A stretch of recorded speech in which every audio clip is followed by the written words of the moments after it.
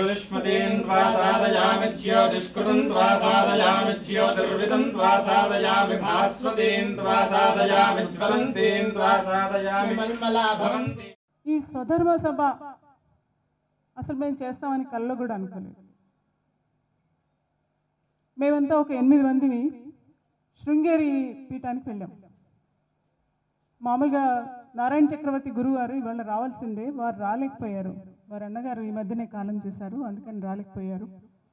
అందుకని నారాయణ చక్రవర్తి గురుగారు మేము ఒక 8 మందిని కలిసి శృంగేరి పీఠానికి వెళ్ళాం. మామూలుగా వెళ్ళి లైన్లో గురుగారు దర్శనం చేసుకుందామని చెప్పేసి పెద్ద గురుగారిని చిన్న గురుగారిని ఇద్దరిని దర్శనం చేసుకుందామని చెప్పేసి లైన్లో నిలబడ్డాం. నిలబడుతుంటే మేము దగ్గరికి రాగానే గురుగారు మమ్మల్ని ఆపేశారు.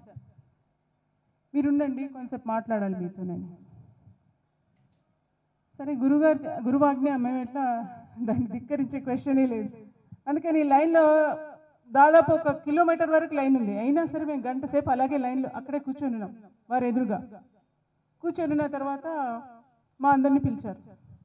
అదంతా అయిపోయిన తర్వాత మా టీంని అందరినీ పిలిచి మీరు చేయాల్సిన పని ఒకటి ఉంది, చేస్తారా అని అడిగారు.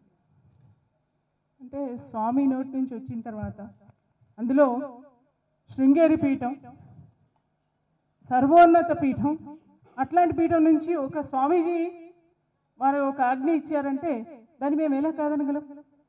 తప్పకుండా మమ్మల్ని ఇంతసేపు ఆపారంటే ఏదో సందేశం ఉన్నదని మేము అనుకున్నాం. మీరు ఏం ఆజ్ఞ ఇస్తే అది చేస్తామని అన్న తర్వాత ఒక 2 నిమిషాలు ధ్యానంలోకి వెళ్ళిపోయారు. వెళ్ళిపోయిన తర్వాత మీరు చేయాల్సింది ఏంటిదంటే ఫస్ట్ ఆఫ్ ఆల్ బ్రాహ్మణ్యాన్ని కాపాడాలి. గాయత్రి మంత్రం చాలా తగ్గిపోవడం వల్ల మొత్తం ఇప్పుడు అనేక రకమైన సంఘటనలు జరగడానికి కానీ లేకపోతే అన్నిటికీ కారణం అవుతుంది.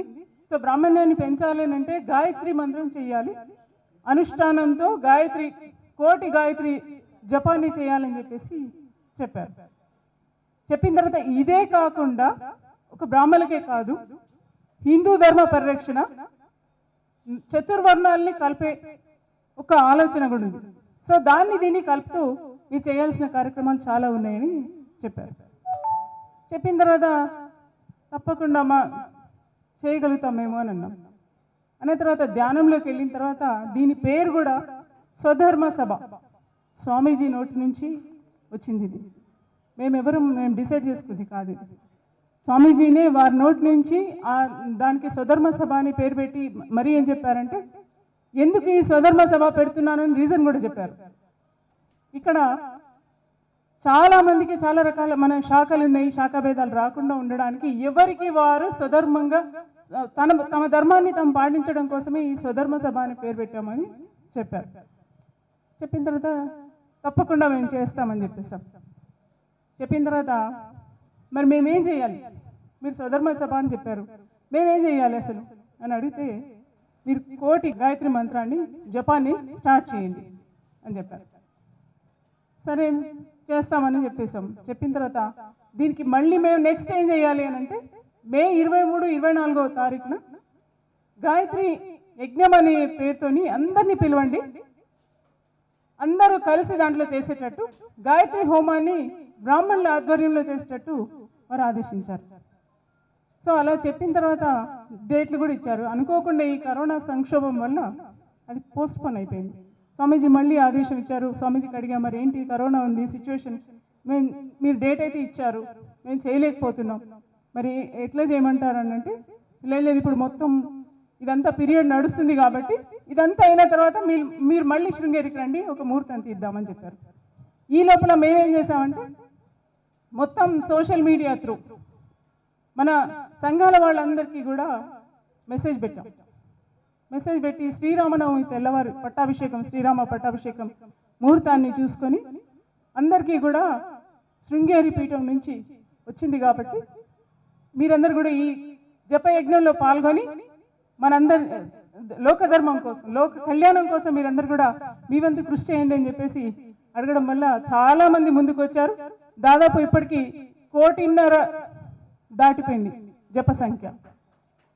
ఈ 1.5 దాటిపోయిన ఈ జప సంఖ్యని ఇలాగే కొనసాగిస్తూ ఇప్పటికీ నడిపిస్తున్నాం. ఇది శృంగేరికి వెళ్ళాల్సింది, శృంగేరికి వెళ్ళొచ్చిన తర్వాత మళ్ళీ చేయాలనుకున్నాం. అయితే దీనికి ట్రస్ట్, ఇది చేయాలంటే మామూలుగా ఏదో నలుగురు వ్యక్తులు కలిసి ఇది 4 రోజులుగా చేయడం కాదు. ఒక స్వామీజీ మన మీద నమ్మకంతో పెట్టినప్పుడు దీనికి ఒక పరిపూర్ణమైన షేప్ తీసుకురావాలని చెప్పేసి దాంట్లో కొన్ని బైలాస్ పెట్టాం.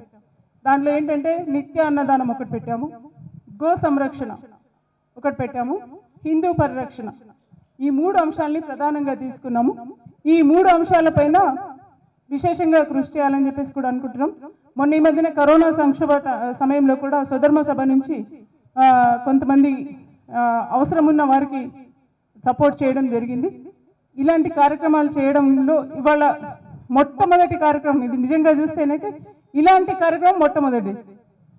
దీనికి స్వామీజీ ఆశీస్సులు, పెద్దలందరి ఆశీస్సులు ఉండి ఇలాగే ఎప్పటికీ కొనసాగించే విధంగా మమ్మల్ని స్వధర్మ సభ ట్రస్టీలను, మా మెంబర్స్ అందరినీ కూడా మీరందరూ ఎప్పటికీ సపోర్ట్ని ఇస్తూ ఈ యజ్ఞాన్ని ఇలాగే కొనసాగించడానికి మీరందరూ సహకరిస్తారని చెప్పేసి అనుకుంటూ, రమణాచారి గారు స్వధర్మ సభ అని చెప్పగానే తప్పకుండా చేయాలమ్మా ఇది మనం అని అన్నారు.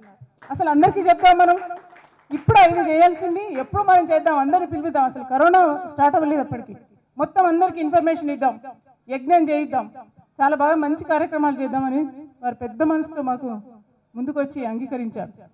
కానీ ఈ సంక్షోభం వల్ల పెండింగ్లో పడింది. కానీ భవిష్యత్తులో సార్ అండదండలు, పెద్దలందరూ అండదండలు ఉంటాయని చెప్పేసి మేము అనుకుంటూ మాకు ఈ అవకాశం ఇచ్చిన పీఠాధీశులకి మరీ మరీ తల వంచి నమస్కరిస్తూ సెలవు తీసుకుంటాం. పరివాజకాచార్య శ్రీ శ్రీ శ్రీ విద్యాశంకర భారతీ స్వామి వారి పాదపద్మాలకు ప్రణమిల్లుతూ, శ్రీమతి గురు దివ్య రమణ చక్రవర్తుల వారికి నా అభినందనలు తెలుపుతూ, ఆమె గురుస్థానంలో ఉన్న ఆ బంధువు కాబట్టి నేను ఆమెకి ప్రణమిల్లడం అనేటువంటిది ఎంతవరకు సమంజసమో కాదో కాబట్టి ఆమెలో ఉండేటువంటి అమ్మవారికి నమస్కరిస్తూ ఆమెకు అభినందనలు తెలుపుతూ, ఈనాటి ముఖ్య అతిథిగా వీచేసినటువంటి మిత్రులు, ఒక చరిత్రను సృష్టించడానికి కోసం చెప్పని కొంతమంది కారణజన్మలు ఉంటారు అని చెప్పనడానికి తార్కాణమా అన్నట్టుగా ఇవాళ పివిఆర్కి ప్రసాద్ గారిని మనం జ్ఞాపకం చేసుకుంటున్న సందర్భంలో మరో చరిత్రను సృష్టించినటువంటి ముఖ్య అతిథిగా విచ్చేసిన ఆత్మీయులు శ్రీ జేడి లక్ష్మణ గారికి, రాంబాబు గారికి, అన్నిటికంటే ఆత్మీయంగా ఇవాళ అనుకునేది ఏంటంటే, ఈ ప్రాంగణంలోకి పుష్పగిరి పీఠాధిపతి స్వామి వారు వచ్చి దీన్ని అతి పవిత్రంగా దీన్ని పునీతం చేసి మమ్మల్ని అందరినీ కూడా ఆశీర్వదిస్తున్నందుకు వారికి పాదపద్మాలకు నమస్కరిస్తా ఉన్నాం. ఇది మా వల్లీశ్వర్ మేమెంతో ఆత్మీయంగా స్నేహపూర్వకంగానే కాకుండా సోదరపూర్వకంగా ఉండేటువంటి పరిస్థితి. వారికి ఆ మహానుభావుడైనటువంటి పివిఆర్కే ప్రసాద్ గారి పేరిట ఆ స్మారక పురస్కారాన్ని అందిస్తున్నటువంటి వేళ ఇచ్చేసినటువంటి శ్రీ జి వల్లీశ్వర్ దంపతులకు, అలాగే అమ్మగారికి, పివిఆర్కే ప్రసాద్ వారి ధర్మపత్ని గారికి, ఈ సర్వధర్మ సభ కూడా ఆలోచించాల్సినటువంటి విషయమే. కానీ శ్రీమతి గీతామూర్తి గారు, తర్వాత బాలసుబ్రహ్మణ్యం గారు, శ్రీరంగం గోపీకృష్ణమాచార్యులు, చక్రవర్తి నారాయణ వీళ్ళందరూ కూడా కలిసి స్వధర్మ సభ పెట్టారు. కాబట్టి స్వధర్మాన్ని ఎప్పుడు మనం కోల్పోతామో అప్పుడు ఇబ్బందులు చాలా వస్తాయి. ఎవరి ధర్మాన్ని వాళ్ళు పాటించాల్సిన అవసరం ఉంది. ధర్మము అంటే ఏమిటి అని చెప్పంటే చాలా మంది చాలా రకాలుగా నిర్వచనాలు ఇస్తారేమో, కానీ పరోపకారం చేయడం అనేటువంటిది పుణ్యం, పాపం చేయడం అనేటువంటిది ఎవరికైనా అపకారం చేయడము అనేటువంటి విషయం ఏదైతే ఒక అర్ధ శ్లోకంలో మనకు అర్థం చెప్పినటువంటి పరిస్థితి ఉందో దాన్ని దృష్టిలో పెట్టుకుని అదొక్కటి పాటిస్తే చాలు మనం ధర్మాన్ని పాటించినట్టే లెక్క. ఈ ధర్మం గురించి తాను జీవించినంత కాలం కూడా పాటించాలనేటువంటి ప్రయత్నం చేసినటువంటి వారు పివిఆర్కే ప్రసాద్ గారు. మేము సర్వీస్లో జాయిన్ అయినటువంటి రోజుల్లో 1978-80 ప్రాంతంలో వారిని విన్నాము, తర్వాత వారిని చూసినాము, తర్వాత వారి అడుగుజాడల్లో నడవడానికి ప్రయత్నం చేసినాము. ఎక్కడ అంటే వారు ఎడ్యుకేషన్ సెక్రటరీ అయినప్పుడు నేను ఇన్ఫర్మేషన్ కమిషనర్ గారు అప్పుడు ఉన్నటువంటి ముఖ్యమంత్రి గారి దగ్గర ఉండి చూస్తే వారి యొక్క పనితనం గురించి ప్రజలందరూ హర్షిస్తారు. ఆయన చురుకుతనం చూసి అధికారులంతా ఆయన యొక్క అడుగుదాడలో నడవాలని ప్రయత్నం చేస్తారు. సెక్రటరీ ఎడ్యుకేషన్గా ఉన్నప్పుడు ఆయన హెచ్ఆర్డి ఇన్స్టిట్యూట్కి వెళ్ళి అక్కడ ఆయన ముఖ్యమంత్రుల్ని, మంత్రుల్ని, అధికారుల్ని వాళ్ళందరినీ కూడా వర్క్షాపులు పెట్టించి ఏ రకమైనటువంటి మార్పులు తేవాలి మన రాష్ట్రంలో, ఏ రకమైనటువంటి సంస్కరణలు తేవాలని చెప్పి చేసినప్పుడు ఆ హెచ్ఆర్డి ఇన్స్టిట్యూట్ అంతా కూడా దేదీప్యమానంగా ప్రకాశించేది. ఒక్కొక్క వ్యక్తి ఒక్కొక్క రకమైనటువంటి వెలుగుని తీసుకొస్తాడు. పివిఆర్కే ప్రసాద్ ఉన్నప్పుడు అట్లా ఎందుకు ఉండాలి, పివిఆర్కే ప్రసాద్ లేనప్పుడు ఆ చీకటి ఎందుకు కావాలి, అది చాలా ముఖ్యమైన విషయం. అందరూ అధికారులే, వాళ్ళకందరూ లక్షల్లో, ఈ లక్షల్లో వచ్చేటువంటి జీతం సరిపోక లక్షల్లో మాకు కావాలని చెప్పని కోరుకునేటువంటి అధికారులు కొల్లలుగా ఉన్నారు. ఈ మధ్య కాలంలోనే బహుశా ఇటీవలనే చూస్తా ఉన్నాము. ఒక చోట ఒక భూమి యొక్క వివాదంలో తీర్చడం కాదు, దాన్ని మరింత జటిలం చేయడానికి 1 కోటి పైన అమౌంట్ని కోరుకున్నటువంటి తహసీల్దార్ లాంటి స్థాయిలో ఉన్నటువంటి వాళ్ళు చాలా మంది ఉన్నారు. అందుకనే అనేవాళ్ళు, ఏమరా మీ ఇల్లు చూసినట్టయితే గిరిదావరి ఇల్లు అన్న మంచిగా ఉంటుంది నీకంటే, ఒక ఐఏఎస్ ఆఫీసర్ పోయి ఉండి అడ్వైజర్ స్థాయిలో ఉండి గవర్నమెంట్కి ఇంత చిన్న ఫ్లాట్ ఎందుకు నీకు అని చెప్పంటే నాకు ఎంత ఆనందం కలిగించిందో ఆ వాక్యం. ఇల్లు చిన్నగా ఉంటే మనసు విశాలంగా ఉంటుంది, ఇల్లు పెద్దగా ఉంటే మనసు ఇరకటంగా ఉంటుంది. కాబట్టి పెద్ద ఇల్లు ఉండి ఇరకటంగా ఉన్నదానికంటే చిన్న ఇంట్లో అందరినీ కూడా తమ వాళ్ళు అని చెప్పని కొంచెం చేసుకోవడానికి, అందరినీ కూడా సమన్వయపరుచుకొని అందరు కూడా నా వాళ్ళే అని చెప్పినటువంటి భావంతో ఉండి పనిచేస్తున్నప్పుడు ఉండే ఆనందం నేను పొందుతా ఉన్నాను. ఇవాళ కూడా అదే పరిస్థితి. బ్రాహ్మణ పరిషత్ ఆఫీస్లో ఈ కార్యక్రమానికి ఇంత పెద్దవాళ్ళు పుష్పగిరి పీఠాధిపతి వారు కానీ, అలాగే లక్ష్మణ గారు కానీ, అలాగే మా వల్లీశ్వర దంపతులు కానీ, అమ్మగారు కానీ రావడము, మీరందరూ ఇక్కడికి ఉండడం అనేటువంటి చూస్తే హాల్ చిన్నది, మన మనసులు పెద్దవి. అందుకనే గోపికృష్ణ నిలబడ్డా, మురళీకృష్ణ నిలబడ్డా, మరో కృష్ణ నిలబడ్డా, అందరూ కూడా మన ఇంట్లో మనం నిలబడి ఉన్నాం అంతే కానీ వేరే చోట కాదు కదా అనేటువంటి అభిప్రాయంతో ఉన్నా మీకందరికీ నేను నమస్కరిస్తూ ఉన్నాను. ఇక పివిఆర్కే ప్రసాద్ అనేటువంటి వారి గురించి చెప్పాలని చెప్పనంటే కొన్ని గంటల కొద్ది మనం మాట్లాడవచ్చు.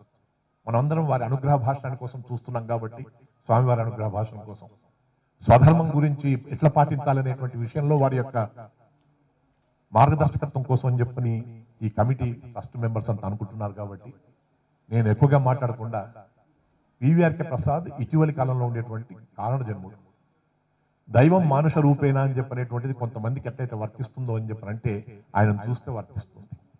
1978-80 మధ్యకాలంలో ఆయన తిరుపతి దేవస్థానంలో కార్యనిర్వహణాధికారిగా ఉన్నప్పుడు తిరుపతి అంతా కూడా, తిరుపతి కాదు ప్రపంచంలో ఉండే తెలుగు వాళ్ళందరూ కూడా ఆయనని పలికే దైవంగా భావించినటువంటి పరిస్థితి నేను అక్కడ ఈవోగా పనిచేసినప్పుడు తెలుసుకున్నప్పుడు. మనిషి ఉన్నప్పుడు కాదండి, అందరూ ఓహో ఆహా అంటుంటారు. మనిషి లేనప్పుడు కూడా పివిఆర్కే ప్రసాద్ గురించి అందరూ కూడా హర్షిస్తుంటే, ప్రశంసిస్తుంటే, జీవిస్తే అలా జీవించాలి కానీ ఊరికి జీవితం ఉంటే ఎందుకు, కాకిలాగా, ఒక పాములాగా, ఈ గద్దలాగా ఇటువంటి జీవితం కంటే జీవించినంతకాలం 76 ఏళ్ల పాటు అద్భుతమైనటువంటి జీవితాన్ని గడిపినటువంటి వారు. నేను ఎగ్జిక్యూటివ్ ఆఫీసర్గా టీటీడీలో పనిచేస్తున్న కాలంలో వారు అడ్వైజర్గా ఉన్నారు. మనం పీఠాధిపతుల సదస్సు పెడదాము రమణ అని చెప్పంటే అంతకంటే మించింది ఏముంది స్వామి, ధర్మాన్ని రక్షించడానికి మరి ఆయన సలహా ఇస్తే అది బంగారంలాగా ఉంటుంది. ఆయన మాట సూచన చెప్తే చాలా తక్కువగా ఉంటుంది. గిరి ఉన్నాడు కావచ్చు ఇక్కడ, అక్కడ ఉన్నాడు గిరి. ఆ గిరి ఎన్నింటికో సాక్ష్యం. ఆయన పడినటువంటి పాటలకు కానీ, చేయించినటువంటి యజ్ఞాలకు కానీ, గీతా ప్రవచనాలకు కానీ, తర్వాత మహానుభావుల యొక్క ప్రవచనాలకు కానీ, స్వాముల యొక్క సమ్మేళనాలకు కానీ అన్నింటికి కూడా ఒక ధర్మాన్ని పాటించాల్సిన అవసరం ఉంది అని చెప్పి ఎవరిని కూడా నొప్పించకుండా అందరినీ మెప్పించేటువంటి రీతిలో పరిపాలన చేసేటువంటి దక్షుడు పివిఆర్కే ప్రసాద్ గారు. అందులో సహస్రాంశం ఇవ్వాలటి ఐఏఎస్ ఆఫీసర్స్ కానీ, ఐపీఎస్ ఆఫీసర్స్ కానీ, మామూలు వాళ్ళకి కానీ వచ్చిన అందరూ ఐఏఎస్ ఐపీఎస్ కాదు, టీచర్గా ఉన్నవాడు కూడా మంచి పనులు చేస్తున్నారు, లెక్చరర్గా ఉన్న వాళ్ళు కూడా మంచి పనులు చేస్తున్నారు, ఒక అసిస్టెంట్గా ఉన్నటువంటి వాడు కూడా చాలా గొప్ప పనులు చేస్తున్నారు, అన్నదానం చేస్తాడు, ఎవరికొకరికి సాయం చేస్తాడు. కాబట్టి పదవిని బట్టి కాకుండా వారు ఉండేటువంటి స్థితిగతులను బట్టి మంచి పనులు చేయాలనేటువంటి అభిప్రాయంతో ఉండేటువంటి వాళ్ళకి అందరికీ కూడా పివిఆర్కే ప్రసాద్ యొక్క జీవితం, పివిఆర్కే ప్రసాద్ యొక్క సూచనలు, పివిఆర్కే ప్రసాద్ గారి యొక్క మార్గదర్శకత్వం ఎంతో అవసరమని చెప్పి తెలుపుకుంటూ ఈ స్వధర్మ సభ ద్వారా ఈ కార్యక్రమం జరగడం అనేటువంటిది ఆనందకరమైన విషయం. ఎవరైనా పెట్టొచ్చు, ఐఏఎస్ ఆఫీసర్స్ అసోసియేషన్ పెట్టొచ్చు. లేదు ఈ హెచ్ఆర్డి గురించి బాగా తెలిసినటువంటి నిపుణులు ఉంటారు, వాళ్ళందరూ కూడా ఇటువంటి కార్యక్రమాన్ని పెట్టొచ్చు. కానీ ఆయన మనసులో ధర్మాన్ని తప్పకుండా పాటించాలి, ధర్మాన్ని బట్టి మనం నడవాలి అని చెప్పేటువంటి ఆలోచన ఉంది. కాబట్టి స్వధర్మ సభ వారి ఈ కార్యక్రమాన్ని నిర్వహించడం, అది బ్రాహ్మణ పరిషత్ కార్యాలయంలో నిర్వహించడం. కోవిడ్ ఉంది కాబట్టి ఎవరైనా కానీ మా దగ్గర వద్దండి అంటే మా దగ్గర వద్దు, జనం ఎక్కువ మంది వస్తే బాగుండదండి, 20 మంది రావాలి కదా, అంతకంటే ఎక్కువ వద్దు అని చెప్పి అంటున్న సమయంలో ఒక మంచి పని చేసేటప్పుడు 20 మంది 200 మంది కాదు, ఆ మహానుభావుని స్మరించుకోవడానికి కోసం చెప్పిన ఇవాళ 21/8/2020 ఆయన వర్ధంతి దినం. 22/8/1947 ఆయన పుట్టినప్పుడు, 41 ఆయన పుట్టినప్పుడు ఆల్మోస్ట్ జయంతి వర్ధంతి రెండు కూడా ఒకటే దినంలో ఉండడం కూడా చాలా తక్కువ మందికి ఉండేటువంటి పరిస్థితి. వివిఆర్కే ప్రసాద్ గారు జీవించినంత కాలం కూడా ఒక వెన్నెలను ప్రసరింపజేసినటువంటి చంద్రుళ్ళ, ఆయన జీవించినంత కాలం కూడా ఒక వాల్మీకి మహర్షి గణపతికి కావలసినటువంటి రీతిలో ఆ వ్యాస మహర్షి గణపతికి భారతాన్ని చెప్తున్నట్టుగా, ఆయన జీవించినంత కాలము ఒక ఐఏఎస్ ఆఫీసర్గా ఉంటూ తాను తక్కిన వాళ్ళకందరికీ కూడా ఇలా నడవాలి, ఇలా నడవాలి అని చెప్పని చెప్పేటువంటి రీతిలో జీవితాన్ని గడుపుతూ ఏదైతే గడిపాడో దాన్ని చెప్తుండేటువంటి స్థితిలో ఆయన ఉండేటువంటి అన్ని కూడా మనం జ్ఞాపకం చేసుకోవాల్సిన అవసరం ఉంది. ఇప్పుడు ఆయన ప్రధానమంత్రి దగ్గర ఉన్నప్పుడు నేను ప్రధానమంత్రి దగ్గర ఉన్నానని చెప్పని గర్వపడిన క్షణం లేదు. ఆయన అక్కడ ఉన్నప్పుడు అయోధ్య ప్రాబ్లం వచ్చినప్పుడు ఎలా దాన్ని పరిష్కరించుకోవడానికి ప్రయత్నం చేశాడో చాలా గొప్పగా చెప్పుకోవచ్చు. ఇవాళ వారి పేరిట నెలకొల్పబడినటువంటి పురస్కారాన్ని నాకెంతో ఆత్మీయుడు సోదరతుల్యుడైనటువంటి మా వల్లీశ్వరికి ఇవ్వడం అనేటువంటిది చాలా ఔచిత్యవంతంగా ఉందని చెప్పని నేను భావిస్తూ మా వల్లీశ్వరికి శుభాకాంక్షలు, శుభాభినందనలు. వివిఆర్కే ప్రసాద్ గారు ఏదైనా అన్నారు అని చెప్పంటే, ఒక మాట అన్నారు అని చెప్పంటే దాన్ని 10 లైన్లుగా దాన్ని విశదీకరింపజేసేటువంటి శక్తి మా వల్లీశ్వరికి ఉంది. మా పివిఆర్కే ప్రసాద్ గారు తిరుమలలో ఉండేటువంటి విశేషాలని కొన్ని ఇలా ఉంది వల్లీశ్వర్ అని చెప్పని ఒక 10 విశేషాలు చెప్తే దాన్ని 100 పేజీల దాకా చేసేటువంటి శక్తి మా వల్లీశ్వరికి ఉంది.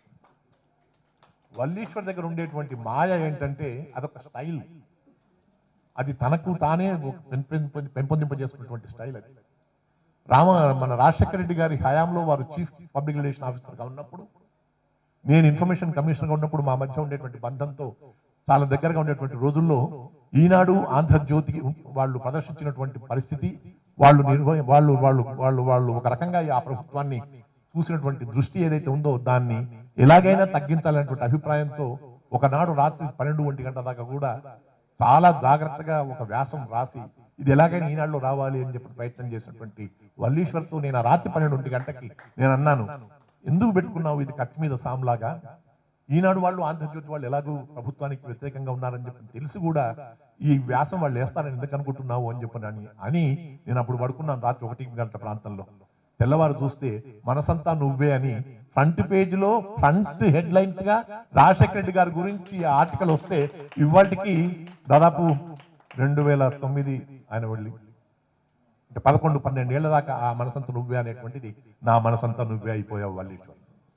అంత గొప్పగా వ్యాసం రాస్తాడు, అంత గొప్పగా రచన చేస్తాడు, ఎంతో గొప్పగా అందరినీ ప్రేమగా చూస్తాడు. ఆయనలో ఉండేటువంటి ప్రేమే వల్లీశ్వరికి మంచి పేరు తీసుకొస్తా ఉంది. వారిద్దరికీ వల్లీశ్వర్ దంపతులకి ఇరువురికి కూడా ఆ భగవంతుని యొక్క ఆశీస్సులు మెండుగా ఉండాలి. ఇవాళ తీసుకుంటున్నటువంటి పురస్కారం ఏదైతే ఉందో పివిఆర్కే ప్రసాద్ గారు నిన్ను ఇంకా ఐలోకం నుంచి కూడా ఆశీర్వదిస్తున్నట్టుగా ఉంది వల్లీశ్వర్. నాకెంతో ఆనందంగా ఉంది. మీరు ఇంకా ఎన్నో పుస్తకాలు రాయాలి, ఇంకా ఎన్నో రచనలు చేయాలి.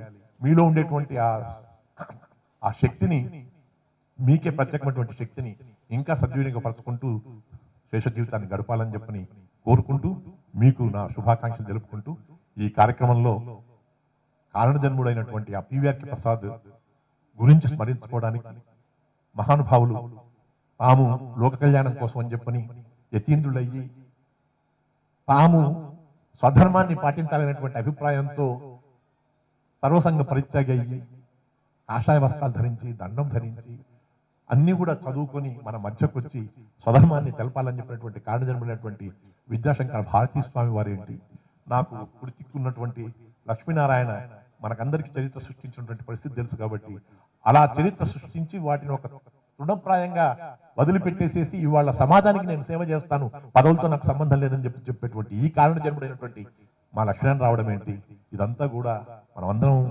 ఈ స్వధర్మ సభ సంస్థ వాళ్ళు చేసుకున్నటువంటి అదృష్టంగా, మీకు అందినటువంటి అదృష్టంగా, మీకు కలిగినటువంటి అదృష్టంగా, మీరు పొందినటువంటి ఆనందానుభూతిగా నేను భావిస్తూ మీకు అందరికీ మరొకసారి ఇంత మంచి కార్యక్రమాన్ని చేపట్టినందుకు స్వధర్మ సభ నిర్వాహకులకు నమస్కరిస్తూ సెలవు.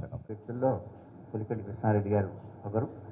ఆయన లాంటి ఆ వ్యక్తి తరఫున ఆయన స్మృతి చిహ్నంగా పెట్టినటువంటి ఈ టైటిల్ మా మిత్రుడు వల్లీశ్వర్ గారికి. ఇందాక భారతదేశం గారు చెప్తూనే ఎడిటర్గా ఉన్నప్పుడు నా పుస్తకాలు చెప్పారు. నాకు జరిగిన సంఘటనలు అయితే నాకు జరిగినవి నేను చెప్పాను, కానీ నన్ను రచయితలు చేసింది వల్లీశ్వర్. ఎందుకంటే అది పుస్తకం మనం కనుక ఏదో సంఘటనలాగా చెప్పేస్తే ఏదో చదివినవాడు చదువుతాడు, చదవనివాడు చదవడు. కానీ పుస్తకం పట్టుకుంటే పూర్తి చేసే వరకు కూర్చోబెట్టేటువంటి ఆ సామర్థ్యం ఆ పుస్తకంలోకి తెచ్చింది వల్లీశ్వర్. ఆ రీడబిలిటీ తెచ్చింది వల్లీశ్వర్. అందుకని ఎందుకు చెప్తున్నానంటే, ఇది ఊరికి నేను ఏదో కథలాగా నా రచన పద్ధతిగా రాసేస్తే ఆ కథను తలకిందులు చేసేసాను.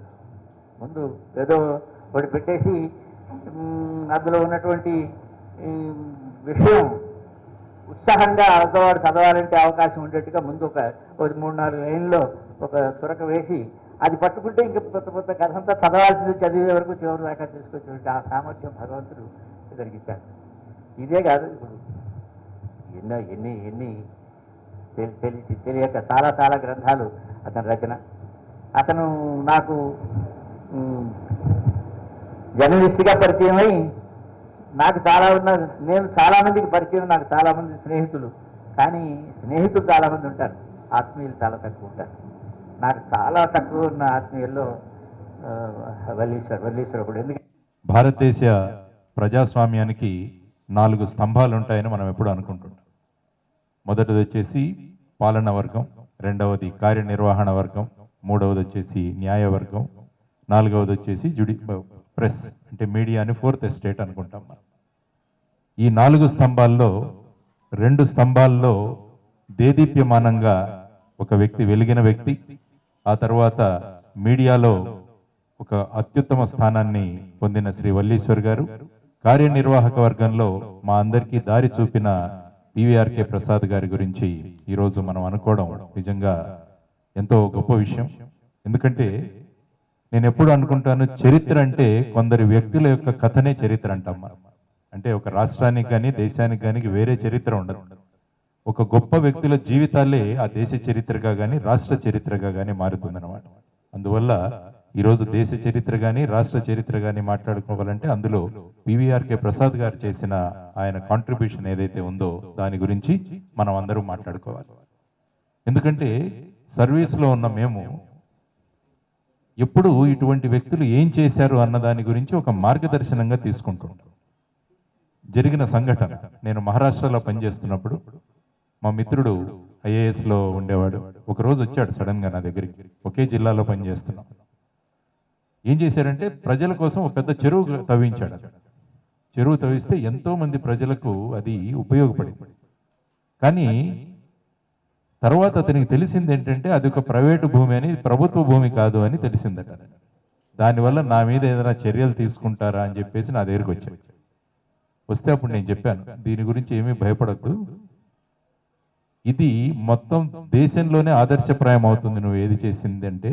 ఎందుకంటే మా ఆంధ్రప్రదేశ్లో పివిఆర్కే ప్రసాద్ గారు అనే ఒక వ్యక్తి ఉండేవారు.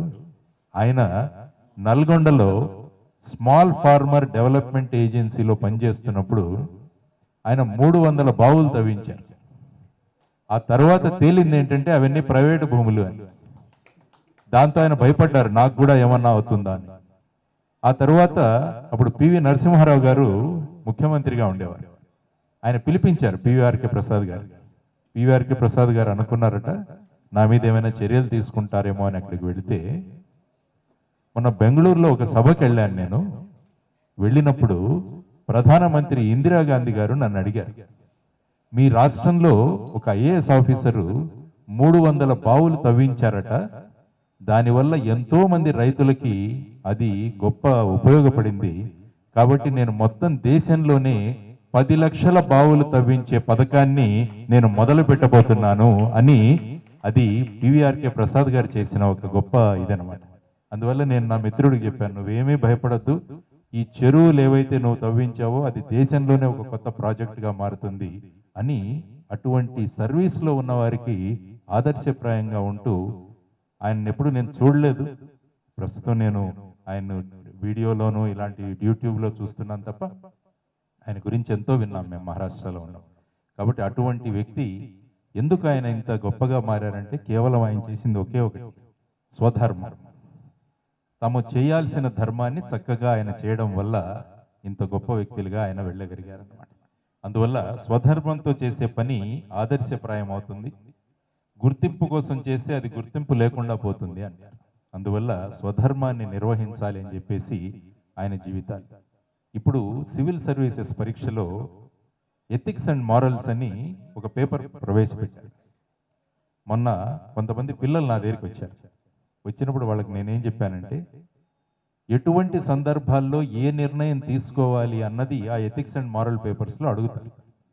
దీని గురించి మీకు ఒక ఆలోచన రావాలంటే పివిఆర్కే ప్రసాద్ గారి పుస్తకాలు చదవండి అని నేను చెప్పాను అన్నమాట. అంటే ఏ పరిస్థితిలో ఏ నిర్ణయం తీసుకోవాలన్నది ఆ వ్యక్తి యొక్క దీని గురించి మనం నేర్చుకోవచ్చు అన్నమాట. అందువల్ల అటువంటి మహానుభావుడి గురించి ఈరోజు మనం మాట్లాడుకోవడం, ఎందుకంటే మాట్లాడుకోవాలి. ఎందుకంటే చెడు ఇంతగా ప్రభావితం చేస్తున్న ఈ సమాజంలో మంచి ఎక్కడో ఒక చిరు దీపంలాగా వెలుగుతోందన్నమాట. కాబట్టి ఆ దీప కాంతిని మనము ప్రసారింపజేయగలగాలి సమాజంలో. మనమంతా ఆయనకు బ్రాండ్ అంబాసిడర్గా మనం మారాలన్నమాట. అటువంటి అంబాసిడర్స్గా మారి ఆయన చేసిన విధానాలు, ఆయన చేసిన గొప్ప పనులు మనం సమాజంలోకి తీసుకువెళ్ళగలగాలి. ఆయన చేసిందంతా ఏమీ లేదు, స్వధర్మం. కాబట్టి నేను ఎప్పుడు చెప్తాను, ప్రతి వ్యక్తి కూడా వెళ్ళిపోయే లోపల 4 ధర్మాలు చేయాలి. వ్యక్తి ధర్మం, వృత్తి ధర్మం, సామూహిక ధర్మం, సామాజిక ధర్మం అని. ఆ 4 ధర్మాలు చేసిపోయారు. కాబట్టి ఆయన మృత్యోర్మ అమృతంగమయ, వెళ్ళిపోయినా కూడా జీవించి ఉన్న మహానుభావుడు పివిఆర్కే ప్రసాద్ గారు. కాబట్టి అటువంటి వ్యక్తిని గురించి మనం చదువుకోవాలి, ఆయన గురించి అనుకోవాలి, ఆయన చూపిన బాటలో మనమంతా కూడా నడవగలగాలన్నమాట. ఆ తర్వాత రెండొక మహా వ్యక్తి ఈరోజు సత్కారం తీసుకున్న మన వల్లీశ్వర్ గారు. వల్లీశ్వర్ గారి గురించి కూడా నేను మహారాష్ట్రలో ఉన్నప్పుడే నాకు తెలిసింది. ఎందుకంటే నేను కూడా అక్కడ ఒక పత్రికకు ఎడిటర్గా ఉండేవాడిని. నేను పోలీసు విభాగంలో పనిచేస్తున్నా. దక్షత అని చెప్పేసి ఇక్కడ సురక్ష అని పోలీసు ఇది ఉంటుంది, సురక్ష లాగా మేము దక్షత అని మహారాష్ట్రలో దానికి నేను ఎడిటర్గా ఉండేవాడిని. సాధారణంగా ప్రభుత్వం ప్రింట్ చేసేవి ఎక్కువగా చదవరు, అవి పంపిస్తాం కానీ ఎక్కడో పెట్టేస్తారు, ఎవరు చదవరు. కానీ నేను అప్పుడు స్టడీ చేశాను, ఇతర రాష్ట్రాల్లో ఎక్కడ ప్రభుత్వ ద్వారా ప్రచురితమైన వాటికి విశేషమైన ఆదరణ ఉంది, ఇలాంటి వాటిలను మనం తీసుకుందామని చెప్తే అప్పుడు వాళ్ళు చెప్పిన ఇదేంటంటే ఆంధ్రప్రదేశ్ అన్న ఒక మ్యాగజైన్ అన్నమాట. అది దాన్ని నడిపించిన వల్లీశ్వర్ గారు, రమణాచారి గారు, వీరందరూ నడిపించారు. అందువల్ల అది తీసుకువచ్చి వాటిలో చాలా వాటిని మా దక్షతలో ఇన్కార్పొరేట్ చేశాం సార్. కాబట్టి ఆ విధంగా ఆ మహానుభావుడి గురించి ఆ విధమైన సంబంధం, మీ గురించి ఆ విధమైన అనుబంధం ఉండడం నిజంగా ఒక గొప్ప కాకతాళీయం కావచ్చు, కానీ ఒక గొప్ప సందర్భమే. కాబట్టి ఈ సందర్భంలో దాని గురించి మాట్లాడాలి. ఎందుకంటే జర్నలిజం అన్నది విపరీతమైన పోకడలు పోతుంది ఈ మధ్య. జర్నలిజంలో మనం కొన్ని పేర్లు మాట్లాడుకోవాలంటే మన పుత్తూరు వెంకటేశ్వరరావు గారు గుర్తొస్తారు, ఎంవిఆర్ శాస్త్రి గారు గుర్తొస్తారు, వల్లీశ్వర్ గారు గుర్తొస్తారు మనకు. కాబట్టి ఒక ఆదర్శంగా స్వధర్మాన్ని నిర్వహించే ప్రెస్ గురించి కూడా మాట్లాడమంటే అందులో విశేషంగా మనం వల్లీశ్వర్ గారి గురించి మనం మాట్లాడుకోవచ్చు అన్నమాట. కాబట్టి అటువంటి మహానుభావుడికి ఈరోజు మనం అంతా సత్కారం చేయడం కూడా నిజంగా మన అందరి యొక్క అదృష్టం. పివిఆర్కే గారి గురించి ఇంకొక చిన్న విషయం చెప్తాను. దర్శనం శ్రీనివాస్ అని ఒక పిల్లవాడు ఉన్నాడు గుంటూరులో. ఎందుకంటే గుంటూరులో ఒక ఈ హాల్ కూడా కట్టించారు పివిఆర్కే ప్రసాద్ గారు. ఆ ఊరి పేరు దర్శనం శ్రీనివాస్తో మాట్లాడుతున్నాడు, చెప్పాడు. ఐ థింక్ సాతులూరు అనుకుంటాను, అక్కడ ఆయన ఒక ఇది కట్టించారట. అందువల్ల పివిఆర్కే ప్రసాద్ గారి సభ అక్కడ జరగాలి. ఆ కుర్రవాడి ఏకైక ఏదం దళిత కుర్రవాడు దర్శనం శ్రీనివాస్ ఒకే ధ్యేయం ఏంటంటే గుంటూరులో పివిఆర్కే ప్రసాద్ గారి విగ్రహాన్ని నేను స్థాపించాలి అని ఆ కుర్రవాడు తిరుగుతున్నాడు. ఇంకా ఆ మీటింగ్ పెట్టాడు. ఫస్ట్ మీటింగ్ దర్శనం శ్రీనివాస్ అక్కడ పెట్టారు, మీకు తెలిసే ఉంటాడు. మా మిత్రుడు మన సింగం లక్ష్మీనారాయణ గారు చెప్పారు నాకు. ఆ విధమైన సభ పెట్టి ఎల్వి సుబ్రహ్మణ్యం గారు కూడా దానికి అటెండ్ అయ్యారు.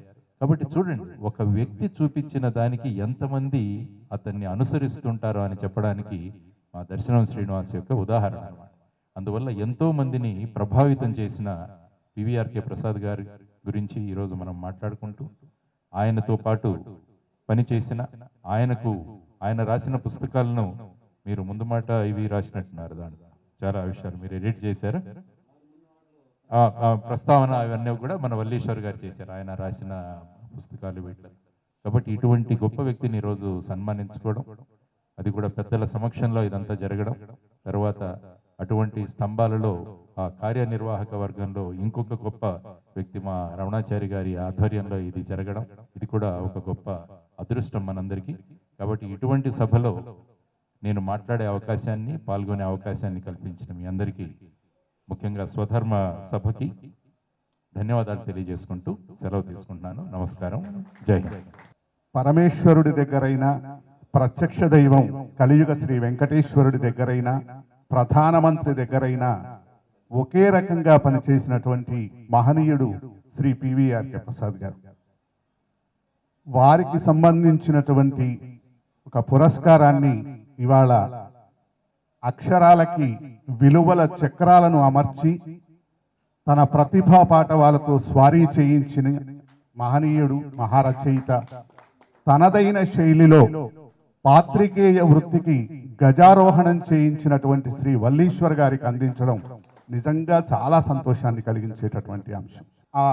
ఎందుకంటే పాత్రికేయ వృత్తిలో ఉండి ఇంత నిబద్ధత, ఇంత నిజాయితీ అనేది, నేను కొంతకాలం ఆంధ్రప్రభ పత్రికలో ఒక 10 సంవత్సరాల పాటు విలేకరిగా పనిచేశాను. ఎవరిని చూడలేదు. ఎందుకంటే ప్రస్తుతం ఉన్నటువంటి వాళ్ళందరూ కూడా ఎలా ఉన్నారు అంటే, అందరూ అని కాదు, చాలా మంది ఒకే రకమైనటువంటి పద్ధతిలో ఉన్నటువంటి వాళ్ళు. ఎందుకు అనంటే, ఇక్కడ వల్లీశ్వర్ గారు లాంటి వాళ్ళు ఉండడం అనేటటువంటిది చాలా కద్దు. ఈ వేదిక మీద, ఇంత పెద్దలు ఉన్నటువంటి వేదిక మీద వస్తూ ఉంటే, ఈ వేదిక ఇవన్నీ చూసేసరికి కొంచెం భయం వేసింది.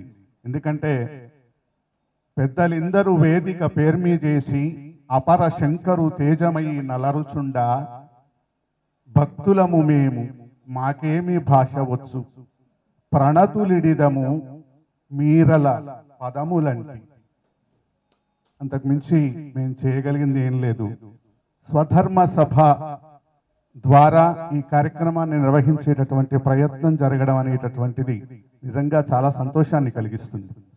ఎందుకు అనంటే, మన సంస్కృతి, మన ధర్మం అనేటటువంటిది అనాదిగా వస్తున్నటువంటి దానికి, ఒక అనూచానంగా వస్తున్నటువంటి సంప్రదాయాన్ని కొనసాగించడానికి శ్రీ శారదా పీఠాధీశ్వరులు అనుజ్ఞ ఇవ్వడం, వారు ఆశీర్వదించడం, ఇవాళ పుష్పగిరి పీఠాధీశ్వరులు ఇక్కడికి రావడం, ఎంత పవిత్రమైనటువంటి భావనతో ఈ కార్యక్రమం జరుగుతుందో మనకు అర్థమవుతుంది.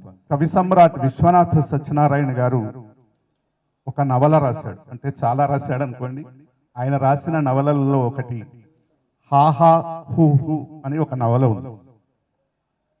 అందులో ఒక గంధర్వుడు, అతను గుర్రం తలతో ఉంటాడు, రెక్కలుంటాయి. ఏదో శాపవశాత్తు ఏదో కలిగినటువంటి ఇబ్బంది చేత రెక్కలు తెగిపోయి ఆకాశంలో నుంచి కింద పడతాడు. అతను కింద పడటం ఎక్కడ పడతాడంటే, లండన్ నగరంలోని ఒక ప్రధానమైనటువంటి కూడల్లో పడతాడు. మళ్ళీ ఎగరలేకపోతాడు. అతను చాలా పెద్ద రూపంతో అలా ఉంటాడు. చాలా మంది అతన్ని చూసి, ఎవరితను ఏమిటి, చూస్తే మనిషిలాగా ఉన్నాడు, తల మాత్రం గుర్రంలాగా ఉంది, అతను పెద్దగా అరుస్తూ ఉంటాడు. అతని అరుపులు ఎవరికీ కూడా అర్థం కావు. కొంతకాలం తరువాత ఎక్కడో దూరంగా, కొన్ని మైళ్ళ దూరంలో ఉన్నటువంటి ఒక ప్రొఫెసర్కి అతను భారతదేశం వచ్చి సంస్కృతం నేర్చుకొని వెళ్తాడు. ఆ ప్రొఫెసర్కి ఎవరో చాలా దూరంగా సంస్కృతంలో మాట్లాడుతున్నట్టుగా అనిపిస్తూ ఉంటుంది. సంస్కృతంలో ఇక్కడ ఎవరు మాట్లాడుతున్నారు లండన్ నగరంలో అని చెప్పేసి అతను ఆ శబ్దం వచ్చిన వైపుగా వెళ్తాడు. వెతుక్కుంటూ వెళితే ఇక్కడి నుంచి ఆ మాటలు వినపడుతూ ఉంటాయి, చాలా పెద్దగా వినపడుతూ ఉంటాయి. అతనితో మాట్లాడతాడు. ఎవరు మీరు ఏమిటి అని అంటే, నేను ఇట్లా ఒక గంధర్వుణ్ణి, నా పేరు హాహాహుహు, ఇలా కింద పడిపోయాను నేను అని చెప్తాడు. అక్కడ ఉన్నటువంటి డాక్టర్లు, వాళ్ళు సైంటిస్టులు, వాళ్ళందరూ ఏం చేస్తారంటే, మీరు ఇలా ఉన్నారేమిటి, గుర్రం తల ఎలా ఉంటుంది, మనిషికి మామూలుగా మా తల లాంటి తలే ఉండాలి కదా, గుర్రం తల ఎందుకుంది అంటే, మా దగ్గర అందరికి ఇలాగే ఉంటుంది అంటాడు. అంటే అట్లా ఎట్లా ఉంటుంది, మేము మీకు ఆపరేషన్ చేసేసి పరిశోధన చేస్తాం, మేము మీ తల కోసి దాంట్లో ఎలా వచ్చింది ఇదేమిటి అని పరిశోధన చేస్తాం అని అంటే, అతను అంటాడు దీనికి పరిశోధన చేయడం ఎందుకు అంటే, ఇలాంటి వాళ్ళు ఎవరు ఉండకపోవడం ఏంటి, నేనున్నాను కదా, నేను కనపడుతున్నాను కదా ఎదురుగా, మళ్ళీ ఇంకా పరిశోధన ఎందుకు అని అంటే, లేదు మాకు తెలిసినంత వరకు కూడా ఎవరు ఇలాంటి వాళ్ళు లేరు అంటే, అతను ఒక్క మాట అంటాడు. మన సంస్కృతికి సంబంధించినంత వరకు ప్రాణంగా ఉన్నటువంటి ఒక మాట చెప్తాడు. అతను ఏమంటాడంటే, నీకు తెలిసినదే విజ్ఞానమా, నీకు తెలియని విజ్ఞానం లేదా? ఇవాళ మన భారతీయ సంస్కృతి మీద, మన వైదిక మతం మీద, మన వైదిక సంస్కృతి మీద తిరుగుబాటు చేసి ఇష్టం వచ్చినట్టుగా మాట్లాడుతున్నటువంటి వాళ్ళందరికీ కూడా మనం వేయవలసినటువంటి ప్రశ్న ఇదే అనిపిస్తుంది నాకు. ఎందుకంటే వాళ్ళకి తెలిసినటువంటిదే విజ్ఞానమా, వాళ్ళకి తెలియని విజ్ఞానం లేదా? చాలా విజ్ఞానం ఉంది, అన్నీ తెలుసు అనేటటువంటి ఇలాంటి వాళ్ళందరికీ కూడా మనం సమాధానం చెప్పాల్సిన అవసరం ఉంది. స్వధర్మ సభ ఆ మార్గంలో ముందుండి నడవాలి అని చెప్పేసి కోరుకుంటున్నాను. ఎందుకంటే ఒక రామాయణము, ఒక భారతము ఏదైనా కానివ్వండి, ఎందుకంటే 14 ఏడులు పూర్తి అయిన దినముల్ పాలింతు, అది నీధారుని వచ్చి గైకొను అయోధ్యానాథ, నే బోనిచో తానే పతి అయి వహించునని లోనాలోచనం చేయరానిదిసు నాదగు ధర్మ చింతన మహాగ్నింజొత్తు నికంబుగా. భరతుడు అంటాడు పాదుకలు తీసుకొని వెళుతూ రాముడితో, స్వామి 14 సంవత్సరాలని చెప్పావు, సరిగ్గా 14 సంవత్సరాలు పరిపాలన చేస్తాను, పూర్తి అయిన మరుసటి రోజు నువ్వు వచ్చి ఈ రాజ్యాన్ని తీసుకోవాలి, అది నీ ధారు. ఒకవేళ నేను పోకపోతే నా తమ్ముడే రాజ్యం చేస్తాడులే అని నువ్వు అనుకుంటావో ఏమో, చాలా పొరపాటు సుమా. ఎందుకంటే మహాగ్నింజొత్తు నికంబుగా, అగ్నిలో దూకేస్తాను నేను నువ్వు రాకపోతే. ఇలాంటి తమ్ముళ్ళు ఉన్నటువంటి సంస్కృతి మనది. రాజ్యం కోసం అన్నతమ్ములు కొట్టుకుంటున్నటువంటి సంస్కృతి మనది కాదు అది. కాబట్టి మన సంస్కృతిని నిలబెట్టడానికి ఇలాంటి మహనీయులను సత్కరించడంలో నిజంగా ఒక ఉత్తమమైనటువంటి కార్యక్రమాన్ని చేస్తున్నటువంటి స్వధర్మ సభకి, ఇందులో పాల్గొనేటటువంటి ఇంతమంది మహనీయుల మధ్య పాల్గొనే అవకాశాన్ని కల్పించినటువంటి వారికి మనపూర్వక ధన్యవాదాలు తెలియజేసుకుంటూ సెలవు. వినా దైత్యేన జీవనం అనాయాసేన మరణం అంతిమం తవ సాహిత్యం అని ఆదిశంకర్లు కోరుకున్నారు. వినా దైత్యేన జీవనం, వినా దైన్యాన్ని సార్ తప్పే, నేనంత పండితుడు స్వామివారు, మీరు వినా దైన్యేన జీవనం అనాయాసేన మరణం అంతిమం తవ సాహిత్యం. దానికి కారణ జన్ములుగా ఇప్పటి వరకు మా గురువు గారిని, అంటే మళ్ళీ సెకండ్ స్టేజ్ కాదు, దానికంటే గురువులకు గురువు అయినటువంటి పివిఆర్కే గారు. ఎందుకంటే మాది వెంకటగిరి గ్రామం, తిరుపతి పక్క ఉండేది. పివిఆర్కే గారికి బంధువులంతా వెంకటగిరిలోనే ఉన్నారు. ఆయన పుట్టింది కూడా గూడూరు, గూడూరు ప్రభుత్వ హాస్పిటల్లో. వాళ్ళ మేనమామ గారు వెంకటగిరిలో ఉండేవారు, రాజరికంలో. పివిఆర్కే గారు అంటే మా వీధులు, మాది బ్రాహ్మణ వీధి అంటారు, కర్ణకమ్మ వీధి అంటారు, ఇంకొక వీధిలో అరవ బ్రాహ్మణ వీధి అంటారు, అంటే తమిళ బ్రాహ్మిన్స్ ఉంటారు. అక్కడ అందరూ కూడా మధ్యులు, అన్ని రకాలు, అద్వైతము, ద్వైతము, ఇష్టాద్వైతము ఉంటుంది. కంచి పరమాచార్య నుంచి అందరూ. సార్ నేను ఒక 2 minutesలో క్విక్లీ ఐ విల్ కంప్లీట్. అందరూ ఉండేటువంటి ఒక సార్వజనిక, ఒక పెద్ద, మా చిన్నతనం అంటే ఇప్పుడు నా తర్వాత వాళ్ళు మా అమ్మాయిని అడిగితే తెలియదు అసలు. They do not know what's what the old of Adi Shankar లాగా కంచి పరమాచార్యులు వచ్చారు. పుష్పగిరి ముందు పీఠాధిపతి, వీరు కాదు, వీరి గురువు గారు. ఎందుకంటే అది పుష్పగిరి మట్టం వెంకటగిరి. కంచి పరమాచార్యులు పుష్యగిరి అసలు అప్పుడు మధ్యలో గ్యాప్ వచ్చి అది అందరూ వారే కాకుండా నెక్స్ట్ సత్సాయిబాబా వారు, శివానంద స్వామి, సద్గురు శివానంద, వీరందరికీ కూడా ఎంఎస్ సుబ్బలక్ష్మి గారు, వీరందరికీ కూడా వెంకటగిరి సంస్థానం తిరుపతి వెంకట కవులు కానీ కొప్పర కవులు కానీ ఆ విధంగా ఉండింది. వీరందరినీ కూడా గౌరవిస్తూ పివిఆర్కే గారి గొప్పతనం ఏంటంటే, నాకు వారు చెప్పింది, నేను రాజశేఖర్ రెడ్డి గారు ఉన్నప్పుడు ఒక బ్రాహ్మణుడు ఐఏఎస్ ఆఫీసర్గా రావాలి అని పట్టుబట్టాను. నాకు ప్రస్తుతం చూస్తే కూడా భయం లేదు.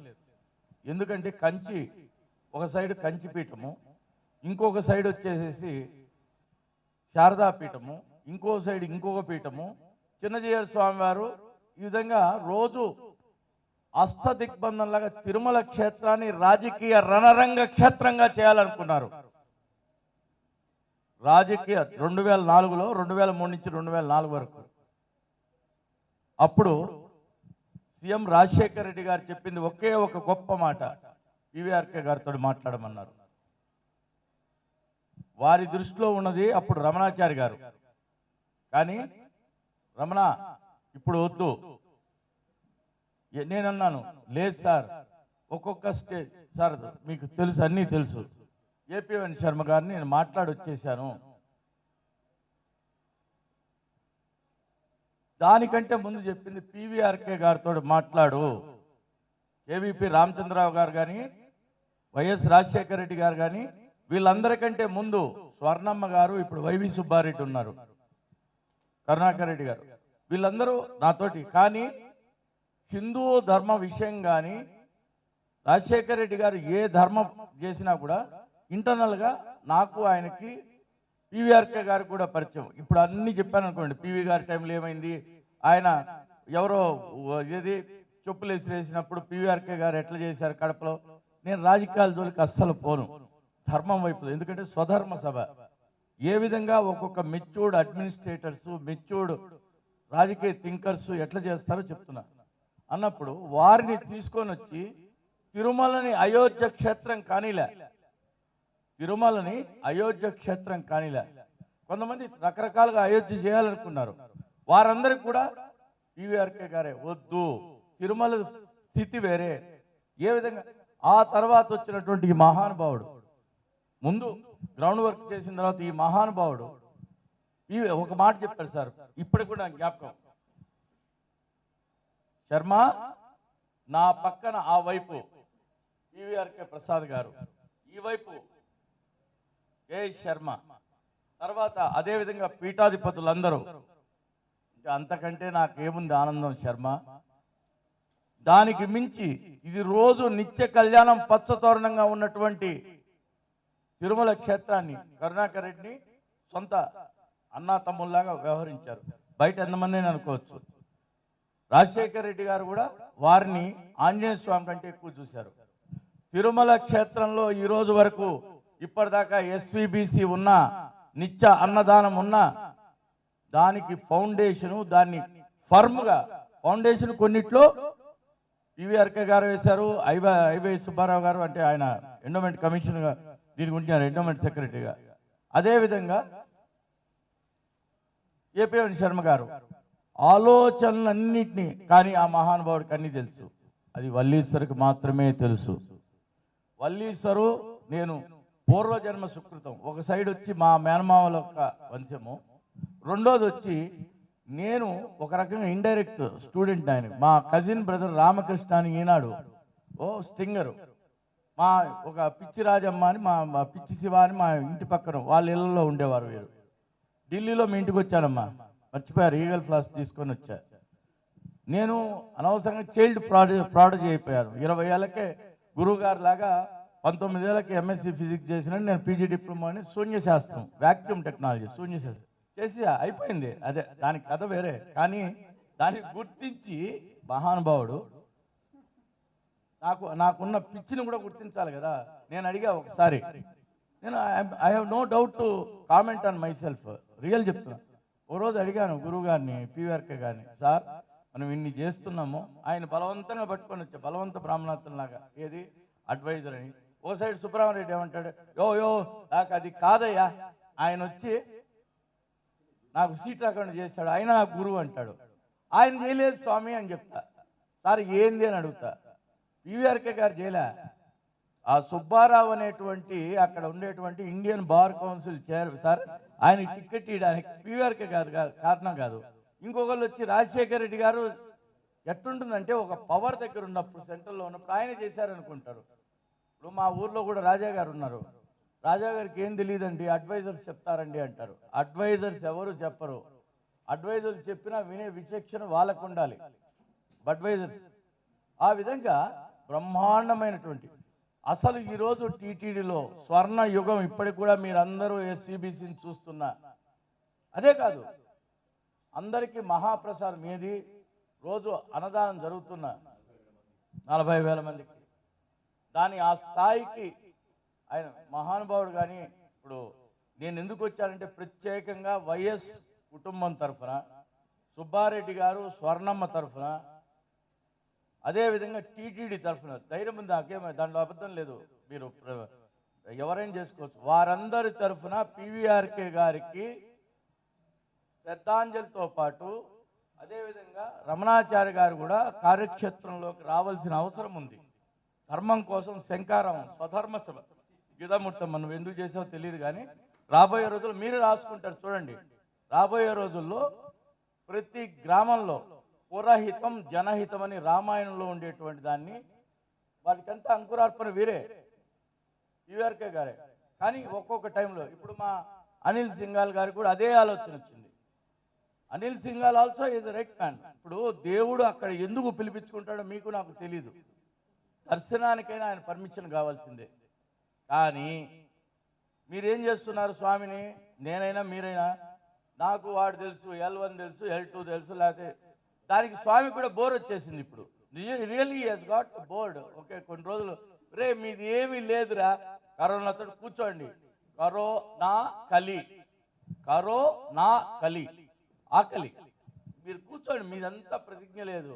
మీరు రోజు పోయి భజనలు చేసుకొని అక్కడ కూర్చుంటూ ఉండండి. నాకు జస్టిస్ వచ్చాడు, చీఫ్ జస్టిస్ వచ్చాడు, లేకపోతే సిబిఐ జాయింట్ డైరెక్టర్ వచ్చాడు, ఇవి కాదు కదా, ఇవి కాదు కదా గురుగారు. అసలు దానికి మా రాగానే ఏబిఎన్ ఆంధ్రజ్యోతి ఒక ఫోకస్, ఈ సైడ్ సాక్షి పేపర్ ఒక ఫోకస్, ఇంకోటి ఒక ఫోకస్. అదే దేవాలయ వ్యవస్థని అది కూడా రాజకీయం చేసుకునే వ్యవస్థ వద్దురా. అక్కడ ఆంజనేయ స్వామి ఎవరికి చెప్పారు? ఆంజనేయ స్వామి ఎవరో తెలుసా మీకు? నేను చెప్పేదాన్ని బాగా వినండి. ఆంజనేయ స్వామి అక్కడ ఏంటంటే వేడి ఆంజనేయ స్వామి, దాన్ని ప్రతిష్ఠించినటువంటి వారు వ్యాసరాయలు. పివిఆర్కే ప్రసాద్ గారు వ్యాసరాయలు. వ్యాసరాయలు ఎవరనేది మీకు ఒక్క నిమిషంలో చెప్పేసి ఆపేస్తారు. వ్యాసరాయలు అనేటువంటి మహానుభావుడు శ్రీకృష్ణదేవరాయలు గారికి గురువు గారు ప్లస్ ఆస్థానంలో ఉండేటువంటి వారు. వారే ఇప్పుడు బుక్క సముద్రం, వ్యాసరాయ సముద్రం ఇవన్నీ లోడిచ్చినటువంటి వారు. ఆయన మహర్షి వశిష్ఠుడు అయితే ఈయన బ్రహ్మర్షి విశ్వామిత్రుడు, మహానుభావుడు. వాళ్ళు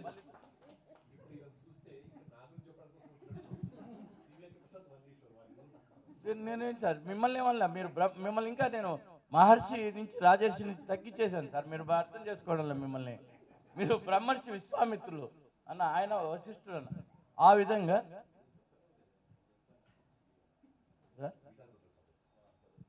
అదే సార్ నేను చెప్తున్నా, దాన్ని నెక్స్ట్ వస్తున్నాను సార్, ఐఎమ్ నాట్ మిస్సింగ్. ఏమా ఆ తర్వాత అంటే you must always remember, I'm not telling any lie or I'm not going to give you the illusions. అయిపోయింది. నేరుగా వ్యాసరాయలు ఎందుకన్నానంటే పేజావర్ పీఠాధిపతికి ఎవరెవరో పోయి చెప్పేశారు అబద్ధాలు. అసలు అక్కడ రాజశేఖర రెడ్డి సిలువేశాడు, లేకపోతే అసలు అక్కడ ఆ సమస్య లేదు, ఏది లేదు. ఉన్నదాన్ని క్రియేట్ చేసుకొని ఏదో చేశారు. ప్రపంచంలో మొదటిసారి ఒక సభని హిందూ ధర్మం, ఎందుకంటే ఆయన అయోధ్య టైంలో చేశారు సార్. అయోధ్య టైంలో పివి గారికి అందరినీ పిలిచి ఏంది చేయాలని ఉండింది. డిసెంబర్ 6వ తేదీ అయిన తర్వాత చాలా గొప్పగా చేయాలి, అసలు వాళ్ళందరి అభిప్రాయం తీసుకొని పివి గారు చాలా ఆలోచన చేశారు. ఈ లోపల దానిలోనే ఫ్యాక్షన్ చేసి వారు ఏం చేశారంటే ఆ సభని మళ్ళీ ఒక అత్యద్భుతమైన సభ. ప్రపంచం ఇప్పటిదాకా మీరు చూడండి, టీటీడీ దాంట్లో డైరీలో వేస్తారు చూడండి లక్ష్మీనారాయణ గారు. అద్భుతమైన, రియల్గా సీరియస్ కాదనుకుంటారు చాలామంది. సారు సీరియస్ కాదనుకుంటారు. Sir is very very serious. Is a very social reformer and far sighted. ఆయనకి మించినటువంటి జోక్ చేసేటువంటి జోకర్ కాదు, మళ్ళీ చెప్తారు. ఆయనకంటే జోక్ చేసేటువంటి ఆయన ఎవరు? పివిఆర్కే గారు. అంటే నాకు అంత సాన్నిధ్యం ఉండేది, అమ్మ కూడా తెలుసు. నేనేదో సార్ ఏంటంటే నేను ఆముదం వృక్షం సార్ అన్న. ఇక్కడ ఎందుకు సార్ నేనంటే, నువ్వు ఆముదం వృక్షం కాదురా, నన్ను ఎందుకు సార్ ఇక్కడ అందరూ పెద్ద మా వెంకట శర్మ అంటున్నా. నాకు తెలివే లేదు కదా సార్, అసలు నాకేమి రాదు కదా, సంస్కృతం రాదు.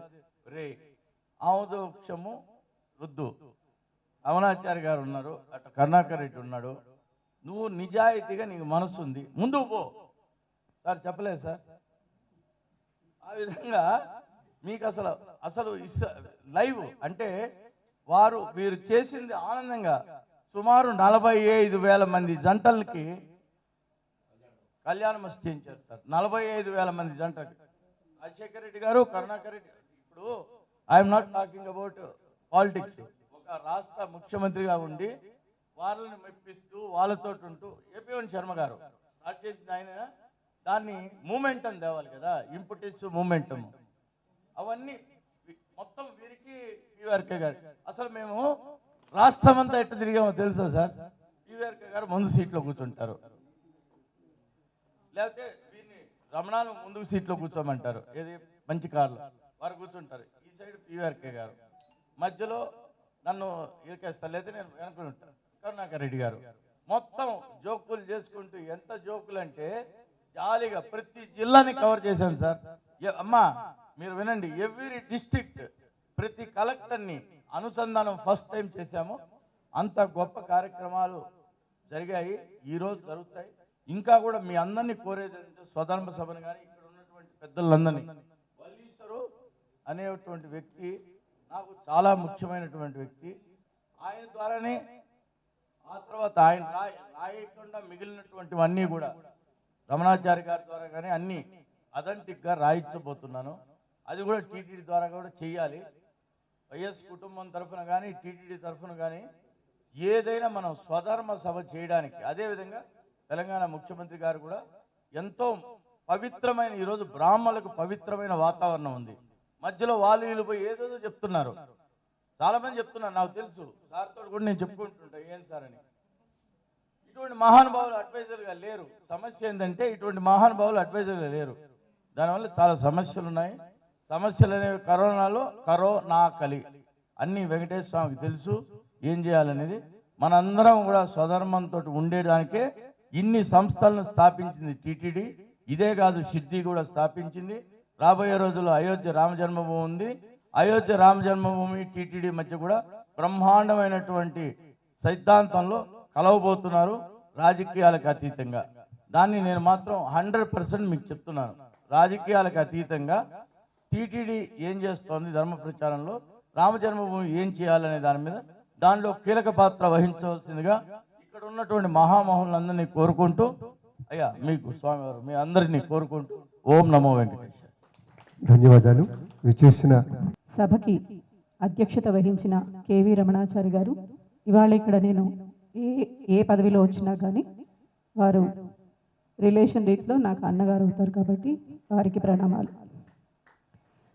జేడి లక్ష్మీనారాయణ గారు, బివి లక్ష్మీనారాయణ గారు, వారికి నమస్కారం. తర్వాత రాంబాబు గారికి, వెంకటేశ్వర శర్మ గారికి అనేక మంగళాశాసనాలు. సభలో సరస్వతీమయంగా కూర్చున్న అందరికీ అనేక మంగళాశాసనాలు. పివిఆర్కే ప్రసాద్ గారు, వారివి కొన్ని పుస్తకాలు, నాకుగా ప్రత్యేకంగా వారితో ఏ విధమైన అనుబంధం లేదు, కానీ వారి కొన్ని పుస్తకాలు, నాకు పుస్తకాలు చదివే అలవాటు ఉంది. ఆ అలవాట్లో వారి పుస్తకాలు చదవడం వల్ల వారి గురించి కొన్ని విషయాలు తెలుసుకున్నవి మాత్రమే చెప్పగలుగుతాను. వారికి వారి పుస్తకాల ప్రకారం వారికి మంచి దైవ భావన ఉందని తెలిసింది. నాహం కర్త హరిహి కర్త అని చాలామంది చెప్పారు ఇప్పుడు ఇక్కడ. దానికి అర్థం ఏంటంటే, మన జీవితంలో మనకి ఎప్పుడైనా ఒక మంచి ఆలోచన వచ్చిందనుకోండి, మంచి ఆలోచన ప్రతిక్షణం పుట్టచ్చు, కానీ దాన్ని చెయ్యాలి అనుకోవడమే భగవంతుడు. అనే దాన్ని ఆయన పూర్తిగా విశ్వసించి జీవితాన్ని దాని మీద తన సారథ్యాన్ని నడిపించిన వ్యక్తి. అలాంటి వ్యక్తి గురించి మనం తలుచుకోవడం కానీ స్మరించడం కానీ చాలా విశేషమైనది. అలాగే కేవీ రమణాచారి గారు, ఆయన చేసే ప్రతి పని, చెప్పే ప్రతి మాట, దీనికి తోడు ఆయనకి దేవుడి యొక్క అనుగ్రహం, ఇవన్నీ కలగడం వల్ల ఆయన జీవితంలో అనేక విధాలైన ఆటుపోట్లు అన్నీ తట్టుకుని విజయపదం వైపు వెళ్ళి జీవితంలో ఉన్నత శిఖరాల్ని సాధించారు. వీరిద్దరి గురించి ఎందుకు చెప్తున్నాను అంటే, కేవీ రమణాచారి గారికి నాకు పివిఆర్కే ప్రసాద్ గారికి పెద్దగా తేడా అనిపించలేదు.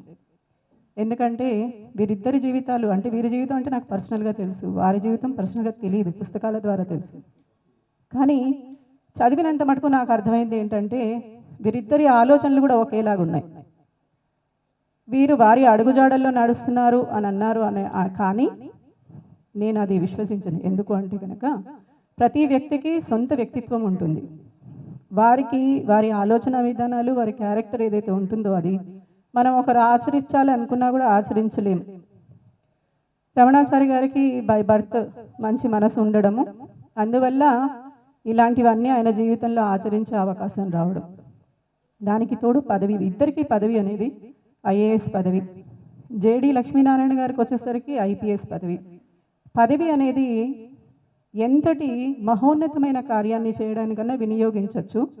అలాగే ఇందాక 1.5 లంచం తీసుకుంటూ పట్టుబడిన వ్యక్తి గురించి కూడా చెప్పారు, అలా కూడా వినియోగించుకోవచ్చు. డబ్బు సంపాదనే ధ్యేయంగా పెట్టుకున్న వాళ్ళకి డబ్బు ఖచ్చితంగా వస్తుంది, సత్కీర్తి రాదు. ఇవాళ రోజు మరణించిన తరువాత కూడా వ్యక్తి గురించి స్మరిస్తున్నాము అంటే ఏంటి? సత్కీర్తి. మనం కోరుకోవాల్సింది ఇక్కడ వాచ్మెన్ లాగా డబ్బులు సంపాదించి ఆస్తికి వాచ్మెన్ లాగా ఉండడమా, లేకపోతే కొంతమంది వాచ్మెన్లని మన యొక్క కీర్తికి నిలబెట్టడమా అనేది ఆలోచించుకోవాలి.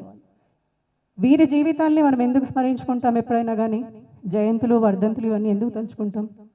వారి యొక్క జీవితంలో ఉన్న మార్గదర్శకాల్ని ఏవైనా మనం ఒక్కటైనా విని అవలంబించగలిగితే ఆ రోజు మీతోటి భగవంతుడు వచ్చి చేరాడు అని చెప్పడానికి, అదే నాహంకర్త హరి. కాబట్టి ఒక్కసారి మీరందరూ ఎప్పుడు కూడా ఇవన్నీ ఎక్కడ విన్నా, ఏ సభకి వెళ్ళినా కానీ బాగా ఆలోచించాల్సింది ఏంటి అంటే, మనం ఏమైనా చేయగలమా? దీంట్లో మనం ఏమైనా చేయగలిగితే సంఘానికి లోక కళ్యాణం చేయడానికి ఒక ఐఏఎస్ అధికారో, ఒక ఐపీఎస్ అధికారో, లేకపోతే ఏమీ అధికారం లేని వాళ్ళు కూడా చేయొచ్చు. మనసు ఉండాలి. మనసు అనేది మనం చెప్పుకోవాల్సింది ప్రాథమికమైనది. అది ఉంటేనే ఏదైనా చేయొచ్చు. వీరు సర్వం త్యజించిన పీఠాధిపతులు. సర్వం త్యజించి కూడా లోక కళ్యాణం చేయడానికి లోకంలోనే తిరుగుతూ ఉన్నవారు. అంటే వీళ్ళంతా ఎలాంటి వాళ్ళు? సూర్యుడి యొక్క వెలుతురికి తామరపు వికసిస్తుంది ఆ కిరణాలు సోకగానే, అలాంటి వారు వీరు. ఇలాంటి వారిని మనము ఎప్పుడైనా కలిసినప్పుడు, వారిని చూసినప్పుడు, ఒకటి మనకి వేదంలో ఒక శ్లోకం ఉంటుంది. ఏం చెప్తుంది అంటే, మీరు మీ జీవితంలో ఎంతో పుణ్యం సంపాదించుకుంటే ఒక సన్యాసి యొక్క దర్శనం అవుతుంది. మీరు పీఠాధిపతినే దర్శనం చేసుకున్నారు ఇవాళ రోజున ఈ బిల్డింగ్ పవిత్రమైందన్నారు కేవీ రమణాచారి గారు అన్నారు. అది సంతోషకరమైన విషయం. కానీ మనమందరం పవిత్రులమయ్యాం వీరి సాన్నిధ్యంలో కూర్చోవడం వల్ల. వీరందరినీ చూడటం వల్ల మీ కళ్ళు మంచిని చూస్తున్నాయి, మంచి ఆలోచించే శక్తి వస్తుంది, అంటే పాజిటివ్ వైబ్స్ వస్తున్నాయి. కాబట్టి మీ అందరికీ మరొకసారి చెప్పేది ఏంటంటే, వీరి అందరి జీవితాన్ని మనం స్మరించుకునేది మనం జీవితంలో ఏదైనా ఆచరించడానికి. ఇది మర్చిపోవద్దు. వల్లీశ్వర్ గారి గురించి కూడా వారి పుస్తకాలు చదవడమే కానీ వారి గురించి నాకు ప్రత్యేకంగా ఏమీ తెలియదు. జేడి లక్ష్మీనారాయణ గారి గురించి అయితే టీవీలో సంచలనంగా చాలాసార్లు చూసినప్పుడు ఒకటే అనుకున్నాం, ఏంటి అని అంటే, ఒక వ్యక్తి ఒక శక్తిలాగా పనిచేస్తున్నాడు. మనకి అధికారం ఉంటే గొప్ప కాదు, ఇందాకే అనుకున్నాం. దాన్ని శక్తిలాగా వినియోగించుకుని పాశుపత అస్త్రం అంటారు కదా, అలాంటివన్నీ ఆయన ప్రయోగించారు. కాకపోతే ఆయనకి అవి బోధించడానికి ఋషులు లేరు, కానీ ఆయన దగ్గర ఆ శక్తి ఇచ్చాడు దేవుడు. అలా వారిని అలా చూడడం, అలా చాలాసార్లు నేను ఆయన్ని చాలా బాగా చేస్తున్నారు, ఇలా చేసే వ్యక్తి ఇంకొక వ్యక్తి కూడా తయారైతే బాగుంటుంది, ఒకరిని చూసి ఒకరు ఆదర్శంగా తీసుకుంటే బాగుంటుంది, పోలీస్ వ్యవస్థ దగ్గరికి వెళ్తే మేము కూడా దాంట్లో చిక్కుకుంటామేమో అని ఇవాళ రోజున భయపడుతున్న ప్రజలకి జేడి లక్ష్మీనారాయణ లాంటి గారు వాళ్ళు చాలామంది క్రియేట్ అయితే బాగుంటుంది అనే ఉద్దేశం కూడా నాకుంది. అందరికీ ఇంకెక్కువ మాట్లాడి మిమ్మల్ని అందరినీ విసిగించదలుచుకోలేదు. అందరికీ అనేక మంగళాశాసనాలు. జై లక్ష్మీనారాయణ. ప్రసాద్ గారి దగ్గర అన్ని మంచి విషయాలే చెప్పారు. ప్రసాద్ గారి దగ్గర పనిచేసిన వాడుగా నేను కొన్ని గమనించాను. ఏమిటంటే ఆయన దగ్గర పనిచేసిన తర్వాత ఇంకెవరి దగ్గర పనిచేయలేం. సాధారణంగా బాగా చదువుకున్న వాళ్ళకి ఈ ఒక మూఢభక్తి ఉండకూడదని అంటారు. కానీ మాలాంటి వాడికి కూడా మూఢభక్తి ఏర్పడింది దానివల్ల. ఎందుకంటే ప్రసాద్ గారు 10 అంతస్తులు మేడ మించి దూకేరా అబ్బాయి అంటే దూకేయడానికి సిద్ధంగా ఉన్నవాళ్ళం మేమంతా. అయితే మనం దూకిన తర్వాత ఆయన నెట్ అరేంజ్ చేస్తారు ఆయన. అదే ఆయన గొప్పతనం. సో ఈ విధంగా లక్షలో ఒక వ్యక్తి ఐఏఎస్ ఆఫీసర్లు అటువంటి వాళ్ళు ఒక్క 10 మంది ఉంటే ఈ దేశ గతి వేరుగా ఉంటుంది. ఇంతకన్నా ఎక్కువ మాట్లాడడానికి నాకు ఎమోషనల్గా ఉన్నాను. ప్రసాద్ గారి association. Thank you very much. ఆధార చక్రాబ్జ కృతాదివాసం సహస్రార చక్రస్థిత దీప్రకాశం ఆద్య ప్రపూజ్యం ప్రణతార్తిశోషం శ్రీ విఘ్నరాజం సతతం స్మరామి. సదాశివ సమారంభం వ్యాసశంకర మధ్యమాం శ్రీమద్ విద్యాశంకర పర్యంతం వందేహం గురు పరంపరాం. మద్గురుదేవులు విద్యాశంకర భారతీ స్వామివారి దివ్యచరణాలకి అనేక వేల సాష్టాంగ నమస్కారాలు సమర్పిస్తూ ఆత్మీయులు భగవత్ స్వరూపుడు ముఖే సరస్వతి అన్నారు. అందరికీ కూడా నారాయణ స్మరణ పూర్వకంగా భగవంతుడి యొక్క ఆశీస్సులు అందాలని ఆశీర్వదిస్తూ ఒక చక్కని సభలో పాల్గొనే అవకాశం ఇది. వాస్తవానికి ఒక సంస్మరణ సభ అంటున్నాం. ఇది మనం అథ్లెట్స్ చూస్తూ ఉంటాం. 500 meters run, 1000 meters run, 2000 meters run, అందులో మారథాన్ అని కూడా ఒక రన్ ఉంటుంది. ఆ రన్లో ఏం చేస్తారంటే ఒక వ్యక్తి పరిగెత్తి ముందుకెళ్ళిపోయి ఇంకొక వ్యక్తికి ఆ టార్చ్నిచ్చి అతను పరిగెత్తడానికి ఊతం అందిస్తుంటారు. అలా పివిఆర్కే ప్రసాద్ గారు ఎంత దూరం అయితే పరిగెత్తగలిగారో అంత దూరం పరిగెత్తి వారి అలసి భగవంతుడి చరణాలకు చేరుకుంటే ఆ టార్చ్ని మళ్ళీ వల్లీశ్వర్ గారికి అందించడం ఇక్కడ సభలో జరుగుతున్న ఒక అద్భుతమైన ఘట్టం. మనకు కొన్ని తార్కాణాలు ఉన్నాయి. ఇక్కడ చాలా మటుకు సభలో కూర్చున్న వాళ్ళందరూ కూడా ఒక అదృష్టవంతులు. ఎలా అంటే మేమందరం కూడా మా వెనక 2 తరాలను చూసాం, మా తర్వాత 2 తరాలను చూస్తున్నాం. మా వెనక 2 తరాలతో మా స్వధర్మం ఏంటి, మనం ఎలా ఉండాలి, మన ఆచార వ్యవహార సాంప్రదాయాలు ఏమిటి, అవి ఎంత దూరం మనం పాటించగలుగుతాం అనేవి మా దాకా వచ్చింది.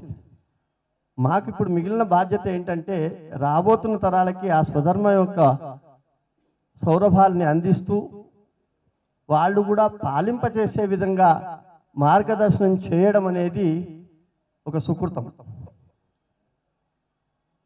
మనకి పెద్దలు చెప్పారు, అమంత్రం అక్షరం నాస్తి నాస్తి మూలం అనౌషధం అయోగ్య పురుషో నాస్తి యోజక తత్వ దుర్లభమని. అయోగ్య పురుషో నాస్తి, నిజమే.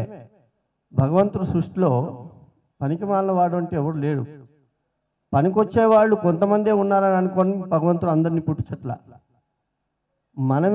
మనం ఎక్కడ పనికి వస్తున్నాము అనేది మనకి మనం నిర్ధారణ చేసుకుని మనం ఏం చేయగలము, ఆ చేయడంలో మనం పూర్ణంగా భక్తి విశ్వాసాలతోటి, శ్రద్ధతోటి, అనురక్తితోటి, భగవంతుడి యొక్క అనుగ్రహంతో మనం చేయవలసినది, మన కర్తవ్యాన్ని మనం నిర్వర్తించడం ఎలా ఉంటుందో తెలియజెప్పిన వారు పివిఆర్కే ప్రసాద్ గారు, అందులో నిస్సందేహం.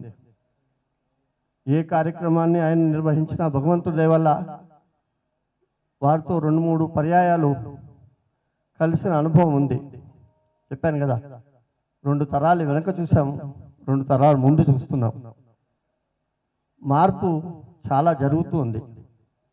ఎంత మార్పు జరిగినా ఈ వారధులుగా మనం మిగిలిన మన వాళ్ళందరం కూడా ఈ స్వధర్మాన్ని ఇంకొక 10 తరాల వరకు తీసుకువెళ్ళడానికి మార్గం సుగమం చేస్తూ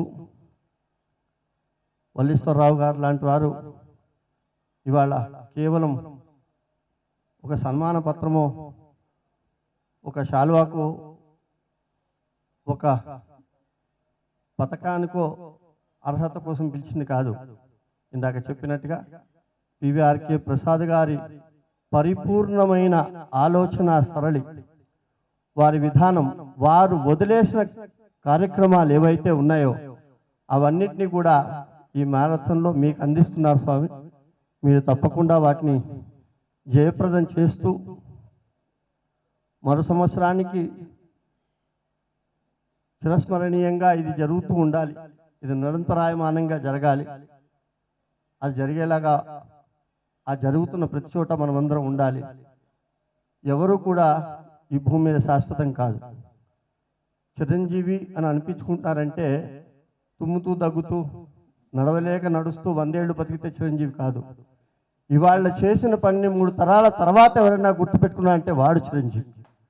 కాబట్టి ఇవాళ మనం ఏదైతే పివిఆర్కే వారి గురించి సభ చేస్తున్నామో వారు లేరని అనుకోవడం అది అజ్ఞానం. వారు ఉన్నారు. వారు చిరంజీవిగా ఈ సభని చూస్తున్నారు.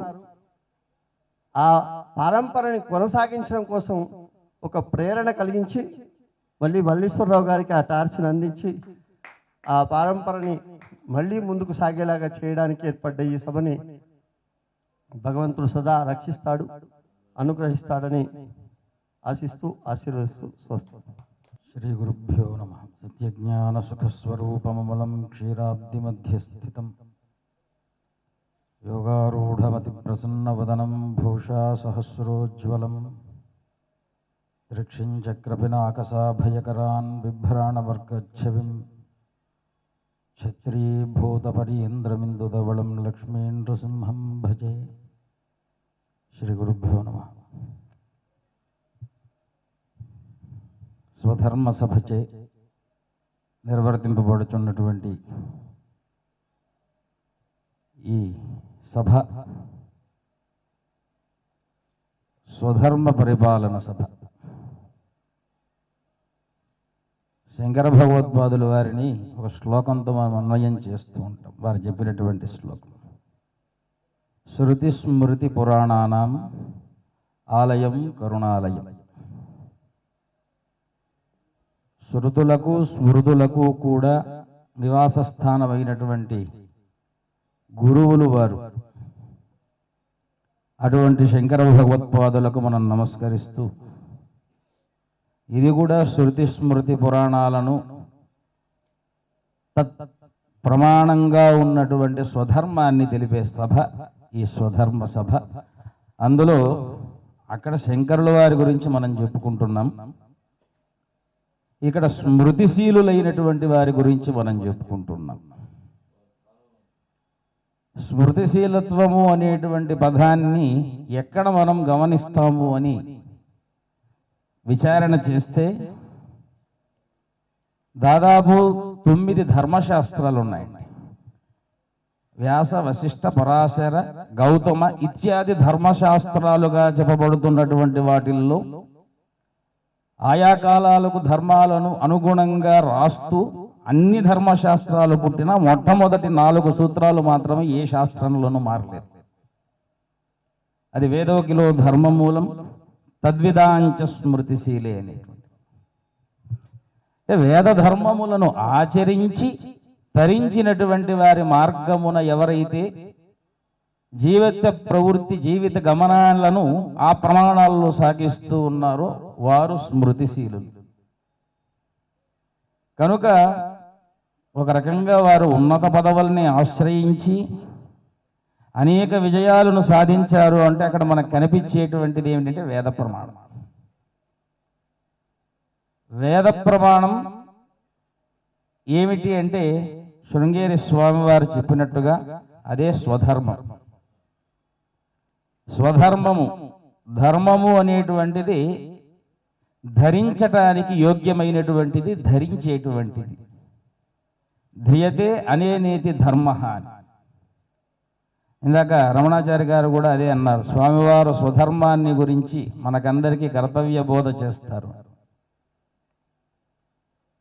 వారు జగద్గురువులు, శృంగేరి జగద్గురువులు వీరికి చెప్పటం, స్వధర్మ సభ అనేటువంటి పేరుతో ఒక సభను ప్రారంభించి బ్రాహ్మణుల యొక్క ఏదైతే బ్రాహ్మణ్యాన్ని కృంగదీస్తున్నదో దాన్ని గుర్తు చేసి సరిచేయమని చెప్పటం స్వధర్మం.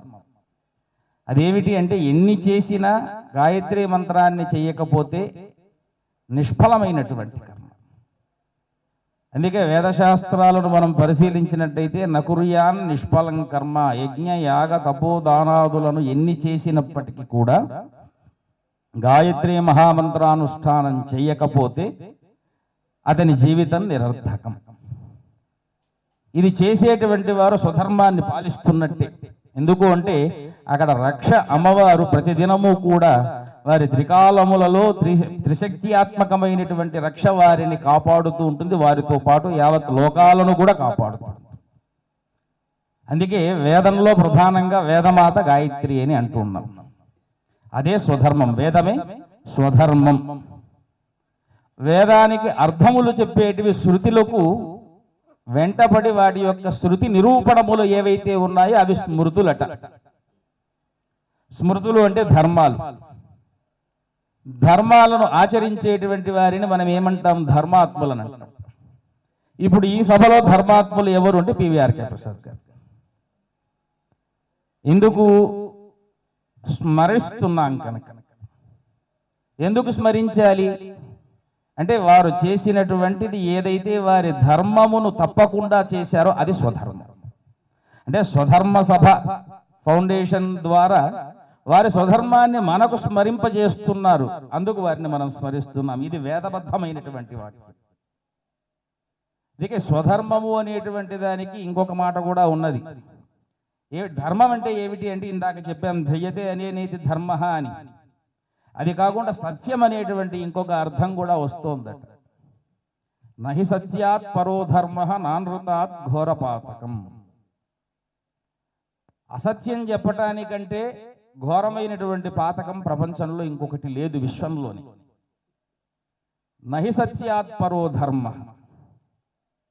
ఈ సందర్భంలో వల్లీశ్వరి గారిని మనం వారి సంస్మరణాత్మకంగా సత్కరిస్తున్న ఈ సభలో పివిఆర్కే ప్రసాద్ గారిని మనం స్మరించుకుంటున్న వారి జీవితంలో అండర్లైన్, ముఖ్యంగా మనము హెడ్లైన్గా పాయింట్ చేయవలసింది ఏమిటి అంటే సత్యమైన విశ్వాసంతో వారి యందు వీరు గురుభక్తి కలిగి ఉండటం సత్యం.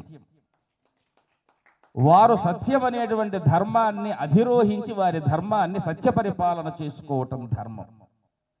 దాన్ని ఈవేళ స్వధర్మ సభ ద్వారా వారి స్వధర్మాన్ని మనం స్మరించుకోవటం సత్యం. ఇలాగ అనేక స్వధర్మాలను గురి చేస్తూ మాకు తెలిసినంత వరకు వారు చెప్పారు. జగద్గురువులు మే 27, 28 తారీఖుల్లో వారు వచ్చి ఆహ్వానం కూడా చెప్పారు, రావాలి గాయత్రి మహాయాగానికి. తప్పకుండా వస్తామన్నాం.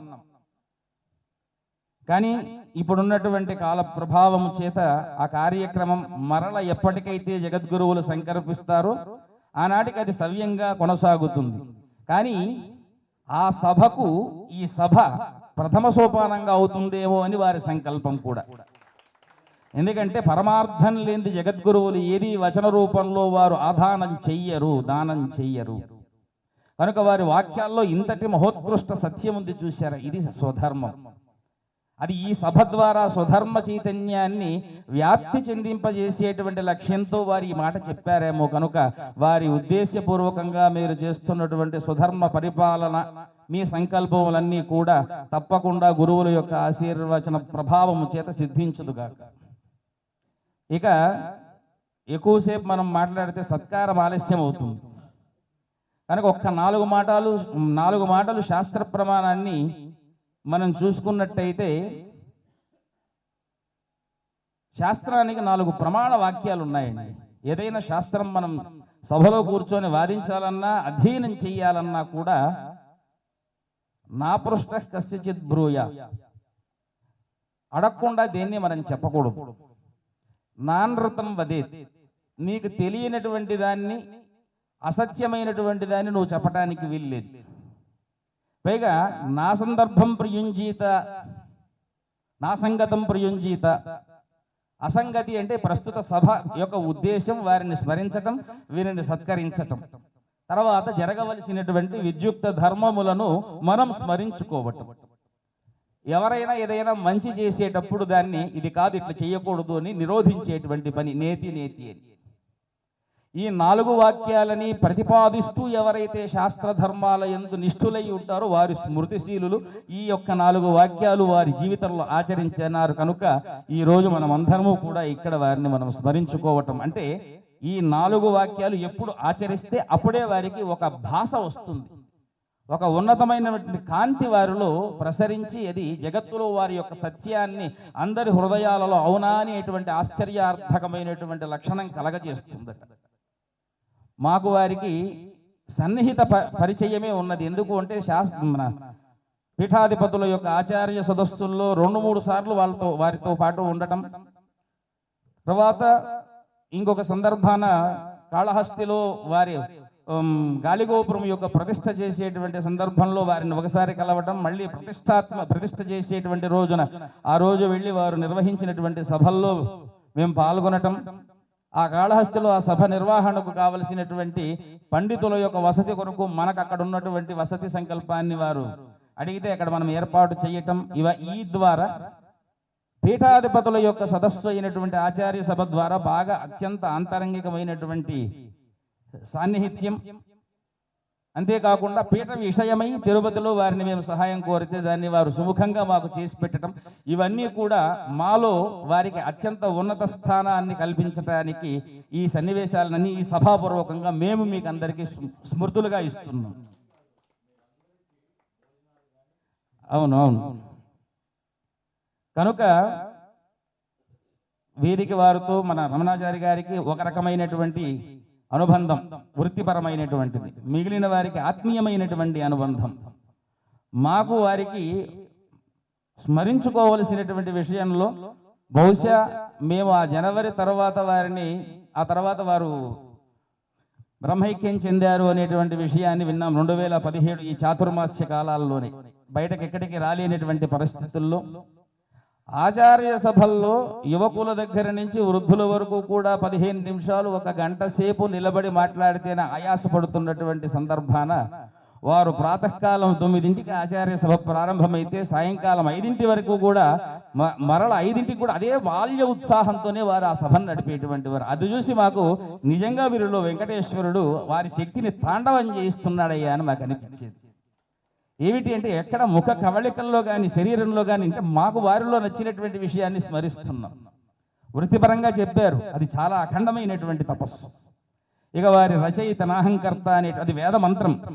ఎందుకంటే నాహంకర్త కామకర్త నాహంకారయిత కామకారయిత ఏషతే కామకామ యస్వాహ అనేటువంటిది వేదంలో ఉన్నటువంటి మంత్రాన్ని ఒక పుస్తకంగా వారు రాశారు. అది కూడా నారాయణోపనిషత్. వేదముల్లో 82 పన్నాలలో 82వ పన్నంలో నారాయణం అనేటువంటి భాగంలో ఇది మనకు కనిపిస్తుందట. అంటే వారి మాట మంత్రం, వారి యొక్క జీవిత ప్రవృత్తి వేదబద్ధమైంది, అదే స్వధర్మం.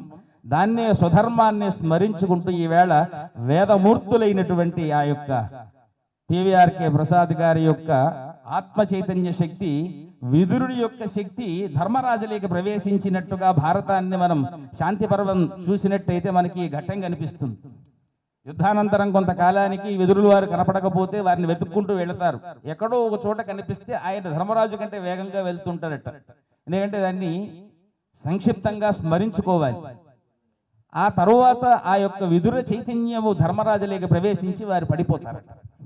ఇది సూక్ష్మంగా మనం ఈ సభలో అలాగా వారు మనకు భౌతికంగా ఇక్కడ లేకపోయినప్పటికీ వారి యొక్క రూప తేజస్సు, వారి యొక్క తపోశక్తి, వారి యొక్క జ్ఞాన తేజస్సు అంతా కూడా ఈవేళ మనం సత్కరించుకునేటువంటి వల్లీశ్వరి గారిలో మనం చూసుకుంటున్నాం. అదే వారి పేరు. వీరు మాకు బాగా ఆత్మీయులు. మాకు పుష్పగిరిపేట సంబంధమైనటువంటి దేవాలయానికి కూడా ఆనాటి నుంచి మాకు పరిచయస్తులు కనుక వారు మొట్టమొదటిసారి వచ్చి వల్లీశ్వరండి మా పేరు అని చెప్పినప్పుడు అనుకున్నాం ఈ పేరుకి అర్థం ఏమొస్తుంది అని. వల్లీశ్వర్ అంటే ఇప్పుడు వీరు చెప్పినట్టుగా సుబ్రహ్మణ్య స్వామి వారిని అర్థం ఉందండి. కానీ సూక్ష్మార్థం ఇంకొకటి ఉన్నది. వల్లి అంటే కఠోపనిషత్తులో ఉన్నటువంటి అధ్యాయాలకు వల్లి అని పేరు. ప్రథమ వల్లి, ద్వితీయ వల్లి, తృతీయ వల్లి అని. అంటే ఉపనిషత్తుకు వల్లి అంటాం. ఆయన ఉపనిషత్తులకు ఈశ్వరుడు అంటే అక్షర పరబ్రహ్మ. అందుకోసమే ఆయన నాటకాలు, అలంకారాలు, ఆ రచన అంతా కూడా వారికి అది సిద్ధించింది. అంటే ఆ పేరులో ఉన్నటువంటి సుబ్రహ్మణ్య స్వామి వారు కూడా ఆయన సాక్షాత్ పరబ్రహ్మే. ఎందుకంటే శివుడికే జ్ఞానాన్ని ఉపదేశించినటువంటి వాడు కనుక అటువంటి ఆ సుబ్రహ్మణ్య తేజో రూపాన్ని పొంది అఖండ రచనలు చేసి ఇప్పుడు ఈ సత్కారాన్ని అందుకొని చిరస్మరణీయులుగా ఉన్నటువంటి వారిని శతంజీవో వర్ధమానః అని ఆశీర్వదిస్తూ ఇకపై మనకి ఈ సభలో స్మరణకంగా అనేక విషయాలను మనం స్మరించుకుంటూ ఈ సభలో ఆ జ్యోతి స్వరూపంలో వారిని మనం పివిఆర్కే ప్రసాద్ గారిని మనకందరికీ దీపకాంతులు ప్రసరింపచేస్తూ మన హృదయాలని ఆనంద తేజోవంతులు చేస్తున్నట్టుగా భావిస్తూ వారికి నారాయణ స్మరణ సమర్పిస్తూ ఇక ఈ వేదికలో ఉన్నటువంటి వారందరికీ కూడా బ్రాహ్మణ బంధువు ఆత్మీయులకు కరుణామూర్తి పేరులోనే వారికి వారి ముఖం చూడంగానే మనలో ఆ యొక్క ఆత్మ చైతన్యం పుడుతుందట. రమయతీతి రామ కనుక అందరి హృదయాల్లో ఆనందాన్ని కలగజేసేటువంటి రమణాచారి గారు. కాబట్టి ఆచారపూర్వకమైనటువంటి ఆనందాన్ని కలగజేసేటువంటి వారి గురించి మనం ఎంత చెప్పినా కూడా తర్వాత తరం వారు, తర్వాత వారి యొక్క ఆశయాలు, వారి యొక్క ఆచరణ గుణంగా తీసుకొని వారి యొక్క విద్యుక్త ధర్మాలలో, ఉద్యోగ ధర్మాలలో అఖండ విజయాలు సాధించి ఇప్పటికీ కూడా బ్రాహ్మణ శ్రేయస్సు స్వధర్మం అనేటువంటి వారి ధర్మాన్ని ఆచరిస్తూ వారి దగ్గరకు వచ్చిన వారికి సహాయం చేయటం అనేటువంటి ధర్మమే కలిగినటువంటి వారికి నారాయణ పూర్వక స్మృతులు తెలుపుకుంటూ ఇక ఈ వేదిక మీద ఉన్నటువంటి మన స్వచ్ఛందంగా విరమించినటువంటి లక్ష్మీనారాయణ గారు, అదే ఈ రోజు వారి గురించి మనం విన్నాం. పైగా రహస్యమైనటువంటి శాఖలో అంటే ఇంటెలిజెన్స్ శాఖలో వారు పనిచేసి, అంటే ఇంటెలిజెన్స్ శాఖ లేకపోతే మనం ప్రశాంతంగా జీవించలేం, కనీసం రాత్రిపూట నిద్ర కూడా మనం పోలేం. కనుక మనకందరికీ అనేక సంవత్సరాల నుంచి నిద్ర పట్టేటువంటి శాఖలో మనకు సుఖనిద్రను కల్పించినటువంటి వారికి ఆ శాఖలో ఆధిపత్యాన్ని సాధించి వారు విశ్రాంతులై ఇప్పుడు స్వధర్మ పరిపాలన అనేటువంటి మార్గంలో వారు కూడా తోడ్పడుతున్నందుకు వారికి నారాయణ స్మృతిపూర్వకమైనటువంటి ఆశీర్వచనాలు తెలుపుకుంటూ ఒకే రెండు మాటలు వారు అద్భుతంగా మన రామడుగు రాంబాబు గారు వారు తెలుగు పండితులు. ప్రారంభంలోనే ఆ తెలుగు రసాస్వాదాన్ని, అమృత రసాస్వాదాన్ని అందరి జిహ్వలయందు చిలకరించినటువంటి ఆ మధుర వాక్కులతో అందరి హృదయాలని రంజింపచేసి వారి శైలిలో, పాండిత్య శైలిలో ప్రదర్శిస్తూ అందరికీ అర్థమయ్యేటువంటి స్థితిలో ప్రదర్శించినటువంటి వారి అర్థభావ తాత్పర్యాది భాషకు, వారి భావనకు నారాయణ స్మృతులు తెలుపుకుంటూ ఈ సభలో ఉన్నటువంటి ప్రతి ఒక్కరికి ఆ శ్రీ వెంకటేశ్వరుడు కలియుగ ప్రత్యక్ష దైవం శ్రీ వెంకటేశ్వరుడి యొక్క చైతన్య కృపా కరుణాకటాక్ష తరంగాలు వర్షించాలి అని ఆ వెంకటేశ్వరుడికి అనేక కోటి దండ ప్రణామాలు సమర్పిస్తూ స్వస్తి ప్రజాభ్యః పరిపాలయంతాం న్యాయేన మార్గేణ మహిమహీషాః గోబ్రాహ్మణేభ్యः శుభమస్తు నిత్యం లోకాః సమస్తాః సుఖినో భవంతు. కాళే వర్షతు పర్జన్యః పృథివీ సస్యశాలినీ దేశోऽयं క్షోభరహితో బ్రాహ్మణాः సంతు నిర్భయాः అపుత్రాः పుత్రిణः సంతు పుత్రిణः సంతు పౌత్రిణः అధనాः సధనాः సంతు జీవంతు శరదాం శతం. ఏడుకొండలవాడ వెంకటరమణ గోవింద గోవింద. శ్రీ గురుభ్యో నమః. హరి ఓం. ప్రముఖ పాత్రికేయులు రచయిత శ్రీ జి వల్లీశ్వరి గారికి ఆత్మీయ సత్కారం. శ్రీ జి వెంకటకృష్ణమూర్తి, శ్రీమతి లక్ష్మీ నరసింహ గారుల పుణ్య దంపతులకు జన్మించిన ఈ వరపుత్రుడు శ్రీ జి వల్లీశ్వరి గారు అక్షరాలకు విలువల చక్రాలను అమర్చి తన ప్రతిభా పాఠవాలతో స్వారీ చేయించిన సమున్నత రచయితకు ఈ సన్మానం. ఈనాడుకి ఏలూరులో, తిరుపతిలో, విశాఖపట్నంలో, ఢిల్లీలో 1995, 2003 కాలంలో హైదరాబాద్లో న్యూస్ టైమ్ చీఫ్ రిపోర్టర్గా దాదాపు 26 సంవత్సరాల పాటు ఈనాడు సంస్థలోనే రిపోర్టింగ్లో వివిధ హోదాల్లో పనిచేసిన అనుభవం కలవారు వల్లీశ్వరి గారు. అలాగే 9 లోక్సభ ఎన్నికలు 7 అసెంబ్లీ ఎన్నికలు రిపోర్టింగ్ చేయటంలో మొక్కవోని కృషితో సమాచారాన్ని అందించిన నిత్య కృషీవలుడు వల్లీశ్వరి గారు. అలాగే 1972-73 నాటి ప్రత్యేకాంధ్ర ఉద్యమం ప్రజ్వరిల్లిన సందర్భంలో చాలా కష్టపడి వార్తల్ని ప్రజలకు అందుబాటులో తనదైన ముద్ర వేశారు. అంతేగాక 1982లో సైన్స్ కాంగ్రెస్ మహాసభలో 92-94 అఖిల భారత కాంగ్రెస్ ప్లీనరీలు, ఎన్టీ రామారావు వెంట తొలి ఎన్నికల పర్యటనలో 15 రోజుల ప్రత్యక్ష పర్యటన, భారత నౌకాదళ రహస్య కథనాలు, పార్లమెంటు రిపోర్టింగు, ఈటీవీ కోసం పశ్చిమ బెంగాల్ 2001 ఎన్నికల రిపోర్టింగ్ లాంటి అనేక అంశాలలో రాణించినటువంటి ధీరుడు వల్లీశ్వరి గారికి సత్కారం జరుగుతోంది. అత్యంత పేరు ప్రతిష్ట కలిగిన ఆంధ్రప్రదేశ్ మాసపత్రికకు ఒక దశాబ్దం పాటు 2005-2015 వరకు పనిచేయటం ఆషామాషి కాదు, కానీ చేసి చూపించిన నిష్కలంక వ్యక్తి వల్లీశ్వరి గారు.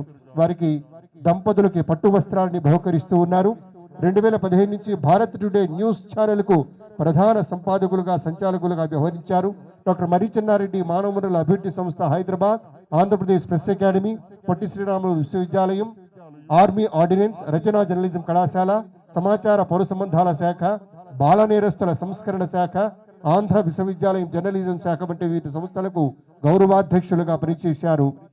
మార్చి మే 2009 ఎన్నికల్లో ఆంధ్రప్రదేశ్ అనుభవం, ఎన్నికల కమిషన్ 2009లో నిర్వహించిన సాధారణ ఎన్నికలకు ఆంధ్రప్రదేశ్కు సంబంధించి 200 పేజీల డాక్యుమెంట్ వంటివి రాయటంలో ప్రజాస్వామ్యాన్ని గురించిన వల్లీశ్వరి గారు ప్రజలకు విలువైన సమాచారాన్ని అందించారు.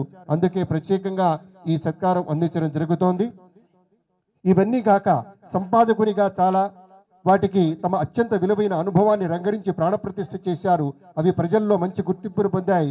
వాటిలో మచ్చుకు కొన్ని నాహం కర్త హరిహి కర్త, శ్రీ పివిఆర్కే ప్రసాద్ ఐఏఎస్ గారి తిరుమలలో స్వీయ అనుభవాలు అసలేం జరిగిందంటే అనేటువంటిది.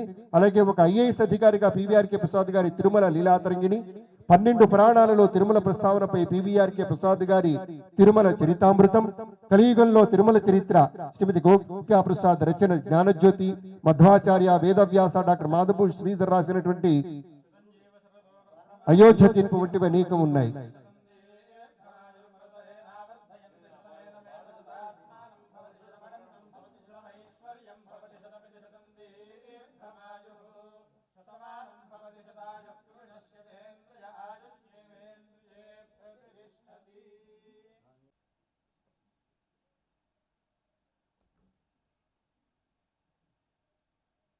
విద్యాశంకర భారతి మహాస్వామి వారు,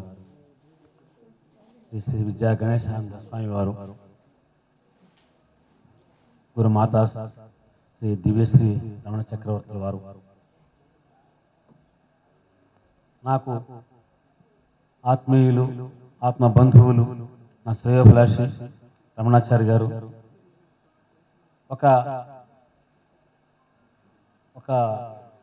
అతి తక్కువ కాలంలో ఒక అద్భుతమైనటువంటి శక్తి చచ్చర పిడుగులాగా ఒకసారి ఆంధ్రప్రదేశ్ రాజకీయాల్లో ఒక శక్తిగా గుర్తించబడినటువంటి వివి లక్ష్మీనారాయణ గారు, స్వధర్మ సభకి ఎంత శక్తి ఉందో ఈరోజు స్వామివారు రావటం, ఎలాంటి క్లిష్ట పరిస్థితులు కూడా ఈ కార్యక్రమం ఇంత బాగా జరగటం, ఇది స్వధర్మ సభ వెనకాల ఉన్నటువంటి శక్తి.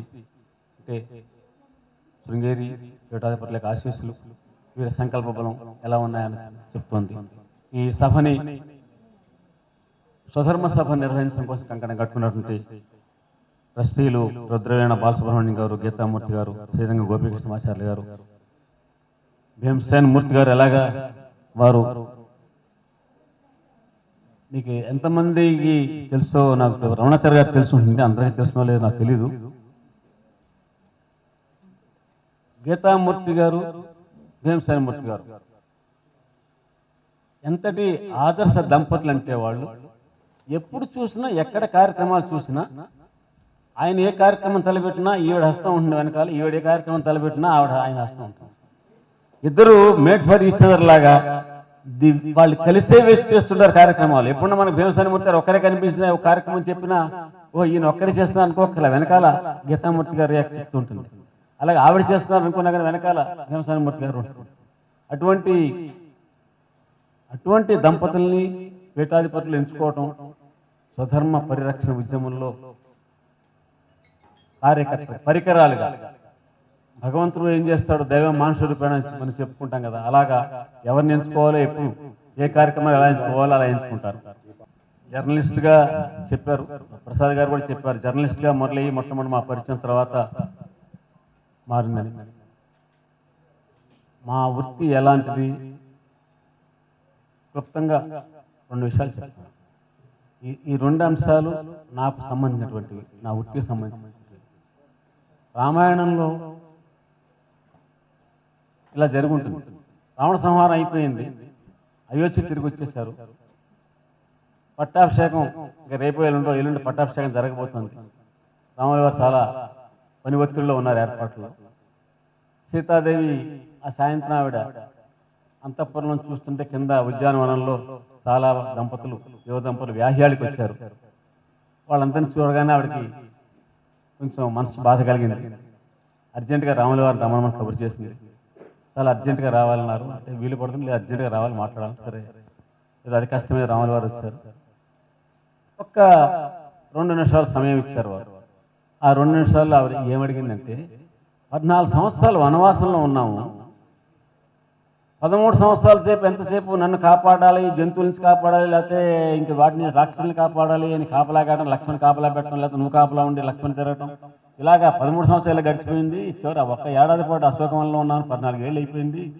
రేపు నువ్వు చక్రవర్తి అయిపోయింది, మహారాజు అయిపోయిన తర్వాత మన ఇద్దరం కలిసి వాళ్ళలాగా హాయిగా స్వేచ్ఛగా తిరగగలమా, వ్యాహ్యాడికి వెళ్ళగలమా, సాధ్యపడుతుందా అని అడిగింది. అడిగితే అప్పుడు రాముల వారు ఆలోచించి, ఇది ఈ మాట చాలా కష్టం, ఒక పని చేద్దాం, రేపు సాయంత్రం నేను పూర్తిగా నీకు అంకితం చేస్తున్నాను.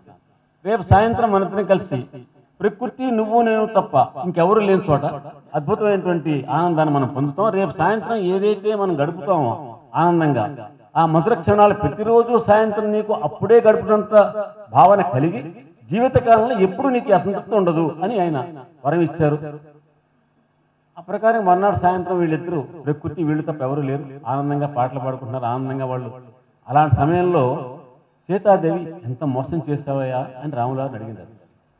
ఏమైంది మోసం అంటే, నువ్వు నేను ప్రకృతి తప్ప ఎవరు ఉండరని అన్నావు, కానీ ఎవరో ఒక మనిషి ఆ పక్కన తిరుగుతున్నట్టు నాకు అనిపిస్తోంది అని. వెంటనే రాముల వారు, ఎవరక్కడ అంటే ఒక ఆయన వచ్చాడు.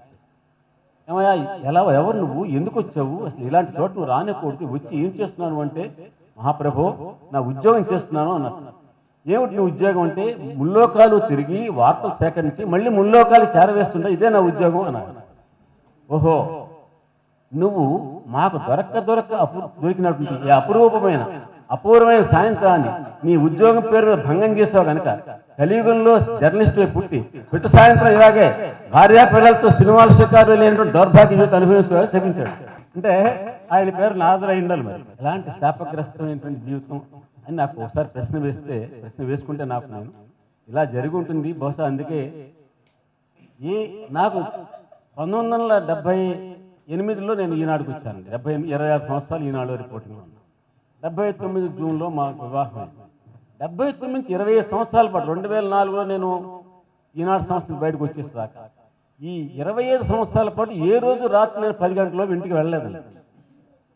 11, 12 అయ్యేది. తిరుపతి ఎడిషన్ హెడ్ క్వార్టర్స్ అయితే 12, 1 గంట, రేణుగుంట తిరుపతి రావటం 1 గంట 2, విశాఖపట్నంలో అయితే అలాగే, విశాఖపట్నం అంతే, ఢిల్లీ అంతే.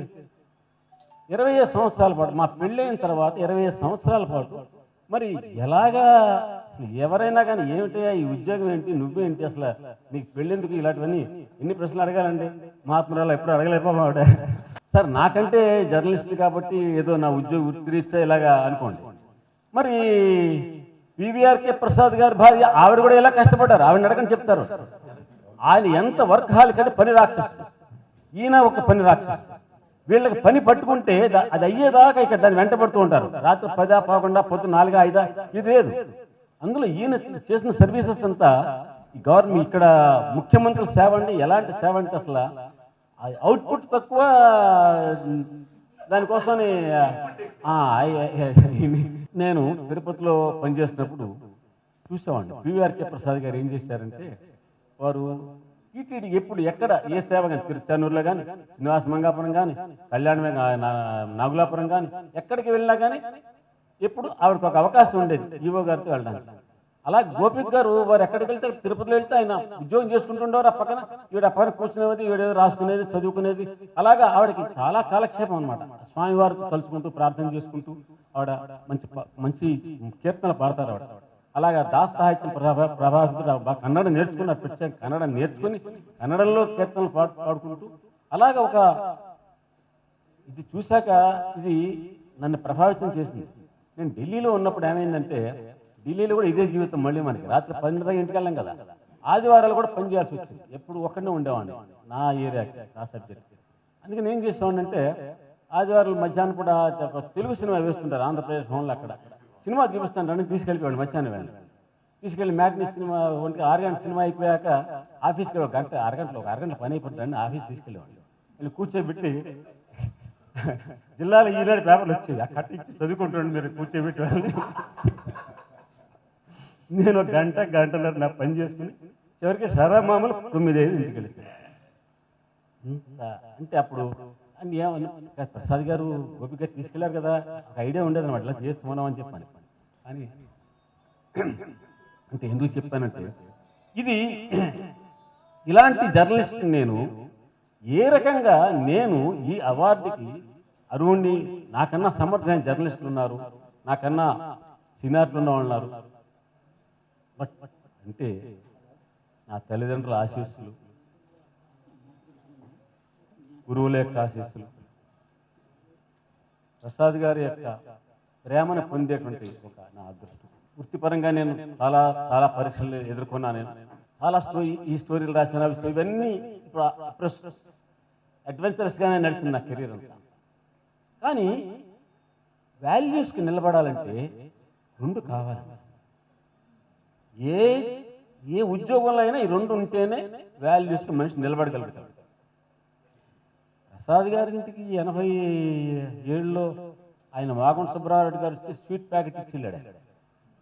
ఆయన వెళ్ళిపోయింది, ఆయన లిక్కర్ బ్యారన్ ఆయన వెళ్ళిపోయిన తర్వాత పిల్లల స్కూల్ నుంచి వచ్చారు. సంజీవును ఇక్కడ ఉన్నాడు, సంజీవును నువ్వు ఓపెన్ చేస్తావు సంజీవ్, స్వీట్ ప్యాకెట్ ఓపెన్ చేశాడు. ఆకలి వేస్తుంటా వాళ్ళ అమ్మ అనగా స్వీట్ తినరా అన్న, ప్యాకెట్ ఓపెన్ చేసి అన్ని కరెన్సీ ఉన్నాయి, స్వీట్లు నోట్లు ఉన్నాయి. ఆవిడ నోట్లు తింటారు, స్వీట్లు తింటారు కానీ కంగారు అమ్మ ఇంట్లో నోట్లు ఏంటంటే ఆవిడ కంగారు కూడా ఆగి ప్రసాద్ గారు చెప్తే ఆయన ముట్టుకోకండి మీరు. ఆయన వెంటనే ఏసీబీకి ఫోన్ చేసి, పోలీసుకి ఫోన్ చేసి ₹1,00,000 87లో ₹1,00,000 అంటే ఇవాళ దాని విలువ ఎంత ఆలోచిస్తున్నారు. ఇది ఆ వాల్యూస్కి నిలబడాలంటే 2 కావాలి. ఒకటి, ఈ వృత్తిలో ఉద్యోగంలో ఉన్న వాళ్ళకి సంకల్ప బలం కావాలి, సంకల్పం బలంగా ఉండాలి. సంకల్పం ఎంత బలంగా ఉంటే అంత తట్టుకుని నిలబడతాం. రెండోది చూసారా, ఈ విషయంలో ఖచ్చితంగా రెండోది కూడా బలంగా ఉండాలి. అది మన చేతిలో లేదు. ఆ రెండోది జీవిత భాగస్వామి. జీవిత భాగస్వామి కనుక బలంగా లేకపోతే ఈ సంకల్పం ఎంత బలంగా ఉన్నా, ఇది రమణాచార్య గారికి తెలుసు, లక్ష్మణ గారికి కూడా బాగా తెలుసుకుంటుంది. ఇది నేను చాలా చాలా సంఘటనలు జరిగాయి. ఓకే, ఒక మంత్రి గారు వచ్చి చూస్తామని వచ్చి ఆయన భార్యతో కూడా వచ్చాడు. వెళ్తూ ఆయన భార్య పిల్లలకి అని చెప్పి ఒక ప్యాకెట్ ఇచ్చింది. ఏమైనా ఇలాంటి బిస్కెట్లు తింటారనుకున్నాం. ఆవిడ వెళ్ళిపోయిన తర్వాత చూస్తే గోల్డ్ బ్రేస్లెట్స్ ఉన్నాయి పిల్లలకి. ఢిల్లీలో జరిగిన చెప్తాను. తర్వాత ఇంకొక ఎంపీ గారు వచ్చి నాకు ఫ్రాక్చర్ అయింది, కాలర్ ఫ్రాక్చర్ అయింది. అలా ఉండి ఇలా చేతులు పెడరెక్కలు విరిచి కట్టేస్తారంటారు కదా, అలాగే 2 విరిచి కట్టేస్తారు తప్ప చేతులు ముందుకు రావాలి.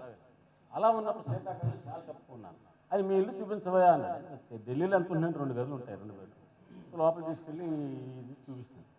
పక్కన పక్కన ఆయన అన్న పక్కన అన్న ఆయన ఏం చేస్తారంటే, ఇదేంటని అంటే ఇది చూపిస్తాను. పక్కన ఈ చేతిలో ఒక ప్యాకెట్ పెట్టాడు. ఏంటి రెడ్డి గారు ఏంటి ఇస్తున్నారు మీరు పక్కన, నువ్వు గమ్ముడు అంటాడు. పక్కన ఆయన వెళ్ళిపోయాడు హాల్లో. సార్ నేను హాల్లోకి వెళ్ళాలంటే హాల్లో ఇంకొక ఆయన ఫ్రెండ్ కూర్చున్నాడు. ఆయన్ని అంత క్రూడ్గా మనం ఇన్సల్ట్ చేయలేమని ఊరుకున్నాం. చాలు వాళ్ళు వెళ్ళిపోయిన తర్వాత నేను ఈ ప్యాకెట్ నేను చూడండి పిల్లల్ని పిలిచి చూపించాను. నా భార్యకి తెలియాలి, పిల్లలకి తెలియాలి. పిల్లలు అప్పుడు 7th 8th చదువుతారు. వాళ్ళు ఓపెన్ చేయ, నాన్న ఇంట్లో కరెన్సీ ఉన్న 25,000 ఎంతో అంటే లెక్క పెట్టారు, లెక్క 25,000. సరే ఈ డబ్బులు తిరిగిపోయి ఇప్పుడు ఏం చేయాలన్నా, నాకు తీసుకోకూడదు చెప్తావు కదా నాన్న, మరి ఇప్పుడు ఏం చేయాలి చెప్పండి, ఎలా చేయాలి? వాళ్ళే ఐడియా వేసి ఈ స్వీట్ ప్యాకెట్ స్వీట్లు ఖాళీ చేసి ఇది అందులో పెట్టి ప్యాక్ చేసి సీల్ చేసి నా కొలీగ్కి ఫోన్ చేసి ఎంపీ గారు పలానా ఆయన వచ్చారు, ఆయన అన్న డైరీ మర్చిపోయారు, అంకుల్ అన్నాను, అంకుల్ మీరు వచ్చిన నాన్నగారు ఇచ్చేయమన్నారు.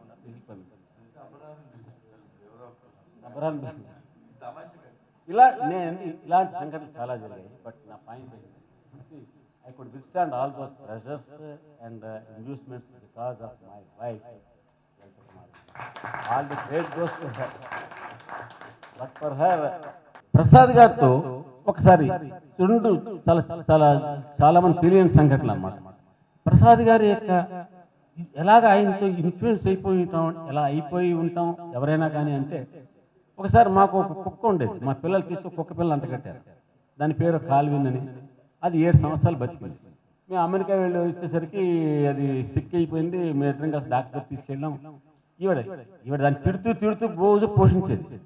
అంత తిడుతూ పోషిస్తే ప్రేమ ఏముంటుంది అని నేను అనుకునేవాడు. ఆ కుక్క మేము హాస్పిటల్ దగ్గరికి వెళ్ళి చూపిస్తుంటే మా చేతిలో చనిపోయింది. చనిపోతే వాడు ఎవరికి ఇచ్చి తీసుకెళ్ళిపోరని చెప్పాను. ఇంకా ఏడ్చేయడం మొదలుపెట్టి, అప్పటిదాకా తిట్టింది కదండి, అక్కడి నుంచి ఏడుపండి ఇంటికి రానిక నేను అసలు కాలువలు లేకపోతే ప్రపంచం లేదు. సరే అది ఆగల రోజు 2 రోజులు మూడో రోజు ప్రసాద్ గారు కలిశారు మాకు ఎక్కడో. కలిసినప్పుడు ఏమో ఏంటి అలా డల్గా ఉన్నావు ఏంటి అదంతా అంటే, మా కుక్క కాలువలండి ఈవిడ మళ్ళీ అంటే ఆవిడ ప్రసాద్ గారు చెప్పారు, చాలా దుర్మార్గురాలు అమ్మ నువ్వు అంటే. ఏమిటి అంకుల్ ఏంటంటే ఆగిపోతే కదా, ఏడు ఆగిపోయి నన్ను ఆగిపోయి ఏమిటంటే, కుక్క పూర్వజన్మలో ఏదో పుణ్యం చేసుకుని అది కుక్క నీ ఇంట్లో నువ్వు పూజ చేస్తుంటే కూర్చుంది, నువ్వు ప్రసాదం ఇస్తే తిన్నది, నువ్వు తీర్థం ఇస్తే తాగింది. ఎందుకని ఎప్పటికన్నా త్వరగా ఈ జన్మ వదిలి మంచి జన్మకి వెళ్తానేమో అని తాపత్రయపడుతుంది. నువ్వేం కోరుకుంటున్నావు? ఈ కుక్క అది బతుకున్నంతకాలం చచ్చినట్టు అదే పడి ఉండాలి నువ్వు కోరుకుంటున్నావు. ఇదేం ధర్మం అని కానీ అంతేండి అర్థం. ఎలా చూడండి ఎంత పాజిటివ్ థింకింగ్ ఆ వ్యక్తికి. అలాంటి అనేక అనుభవాలు నాకు వాడతాయి. అది ఇందాక వారు మనకి విద్యాశంకర భారతి స్వామి వారు చెప్తున్నారు ధర్మాచార సదస్సు. మేము ఉన్నాను ఆ ఒక సదస్సులో 2016 జనవరిలో జరిగిన సదస్సు. ఆ సదస్సులో 60 మంది ధర్మాచారులు, అన్ని పీఠాధిపతులు, ఒక్క ఆంధ్రప్రదేశ్ చుట్టుపక్కల మనకి సంబంధం ఉన్నటువంటి శృంగేరి, కంచి వగైరా వగైరా అన్ని పీఠాల నుంచి పీఠాధిపతులు, ఇంకా ధర్మాచారులు అంటే చాలామంది ప్రచారం చేసేటువంటి వాళ్ళు, ఇంకా ఇతరాలు చాలామంది, ఇలాంటి వాళ్ళందరినీ పిలిచి 60 మందిని ఒక ఆ వృత్తాకారంలో సభ ఏర్పాటు చేస్తే ఆ సభకి 2015 బాగా జరిగింది. 2016కి వచ్చేసరికి ఏర్పాట్లు చాలా అసంతృప్తికరంగా జరిగాయి. సరిగ్గా జరగల వాళ్ళకి తెలుస్తుంది. ప్రసాద్ గారు తెలిసిపోతుంది ఎక్కడ లోపాలు జరిగే తెలుసు. ఆ గిరి ఉన్నాడు, గిరి చెప్పేవాడు అనమాట. మీరే గిరి కూర్చోండి అది చెప్తూ అన్నీ తెలుసు. సార్ ఇలా చేశాడు, ఆ జేఈఓ ఇలా చేశాడు, ఇలా చేశాడు, ఇలా అన్నీ చెప్తుండేవాడు. ఏం చేస్తాం కానీ పని జరగాలి ఇలా పాపం వాళ్ళ ఎక్కడ అసంతృప్తి చెందుంటారో, ఎక్కడ మనసులో ఏమాత్రం కష్టం ఉందో తెలియదు కదా. ఈ 60 మందిని కూర్చోబెట్టి చూడండి, ప్రధానమంత్రి మీడియా అడ్వైజర్ చేశారు, అడిషనల్ సెక్రటరీ చేశాడు ఆయన, జాతీయ స్థాయిలో తనదంటూ ఒక ముద్ర వేశాడు ఆయన, రాష్ట్రంలో స్పెషల్ చీఫ్ సెక్రటరీగా రిటైర్ అయ్యాడు. అటువంటి వ్యక్తి ఈయన అందరినీ ఒకసారి కలెదిరి మీకు అందరికీ ఏర్పాట్లు చాలా బాగా చేయాలని నేను ప్రయత్నం చేశాను, నా మనస్ఫూర్తిగా చేశాను. ఎక్కడన్నా ఏ రకమైన మీ లోపం జరుగున్నా అదన్నీ నావే బాధ్యత. దాసుడు తప్పులు దండంతో సరే సాష్టాంగ నమస్కారం చేశారు. ఏ స్థాయి దేనికోసం? ధర్మం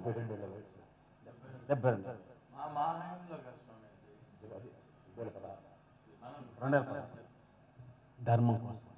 ధర్మాన్ని నిలబెట్టాలంటే, ధర్మ ప్రచారం జరగాలంటే ఎంత కష్టపడాలి, దానికోసం ఎంతమంది. ఈ సదస్సు ఉంటేనే, ఈ సదస్సు ఒక తీర్మానం చేస్తే దానికి ఒక యాక్సెప్టబిలిటీ వస్తుంది. ప్రభుత్వం నో అనలేదు. కాబట్టి ఆయన స్ట్రాటజీ అది. ఈ ధర్మాచారులంతా కలిసి కూర్చొని ఒక మాటకి తీసుకురావాలి. ఇంతమంది ద్వైతం, అద్వైతం, విశిష్టాద్వైతం, వాళ్ళు వీళ్ళు అనేక శాఖలు ఉన్నాయి. అన్ని శాఖల వాళ్ళు కూర్చున్నప్పుడు అన్ని శాఖల వాళ్ళకి అందరికి ఆమోదనీయమైనటువంటి కొన్ని ముందు రోజు రాత్రి కూర్చున్నారు. నేను రాత్రి ఆ గెస్ట్ హౌస్లో ఉన్నప్పుడు చూశాను. ఒక తయారు చేసి ఆ లిస్టు ప్రకారం ఆయన ఈ లిస్ట్ మొత్తం చూపించి ఈ లిస్ట్ ప్రకారం వాళ్ళు అందులో 90% అందరూ యాక్సెప్ట్ చేస్తారు. యాక్సెప్ట్ చేసేలా తయారు చేస్తారు. అలా డ్రాఫ్ట్ చేసి అందరికి చూపించి ఇలా అందరి చేత ఓకే అనుకుని ముద్ర వేయించాక ఇదిగో ఇది ధర్మ ప్రచార పరిషత్ అమలు చేస్తుంది అంటే గవర్నమెంట్ నో అనడానికి వీల్లేదు. ఈ ప్రచార పరిషత్తుకి ఎండోమెంట్ డిపార్ట్మెంట్ ఫండ్స్ ఇచ్చారు, టీటీడీ ఫండ్స్ ఇచ్చింది, కార్యక్రమం అద్భుతంగా చేసింది.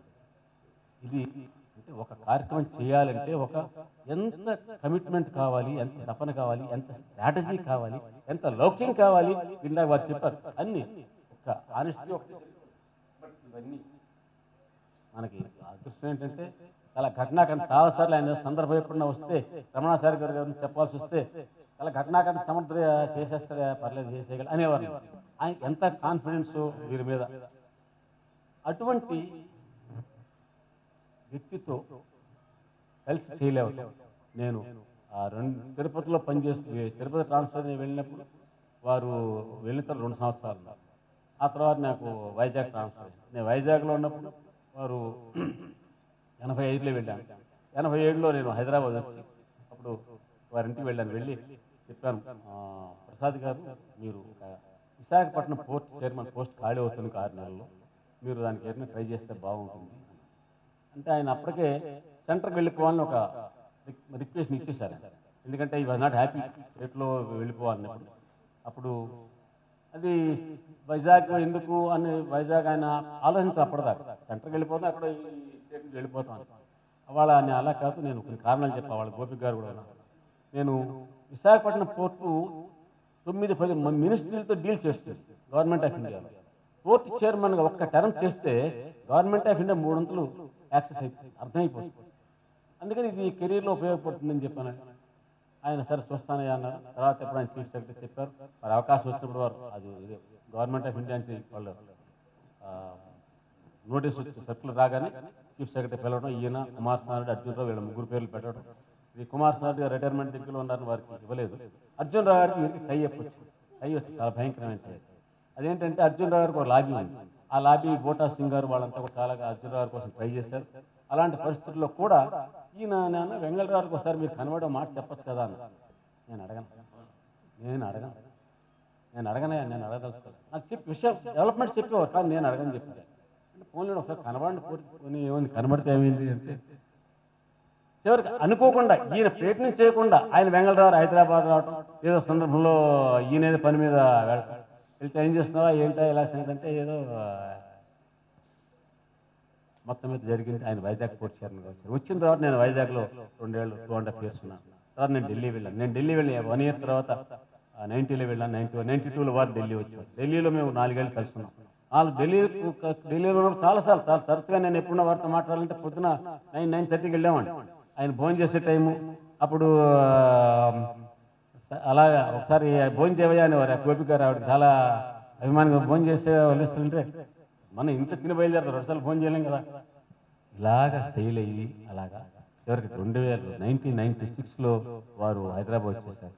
2002లో వారు మీ అనుభవాలను రాస్తే బాగుంటున్నప్పుడు వారు ఇవాళ నా అహంకర్త హరికర్త ఆ ఎపిసోడ్స్ నువ్వు హెల్ప్ చేస్తా అంటే రాస్తానయ్యా అన్నారు. అలాగా కలిసి వర్క్ చేసాం.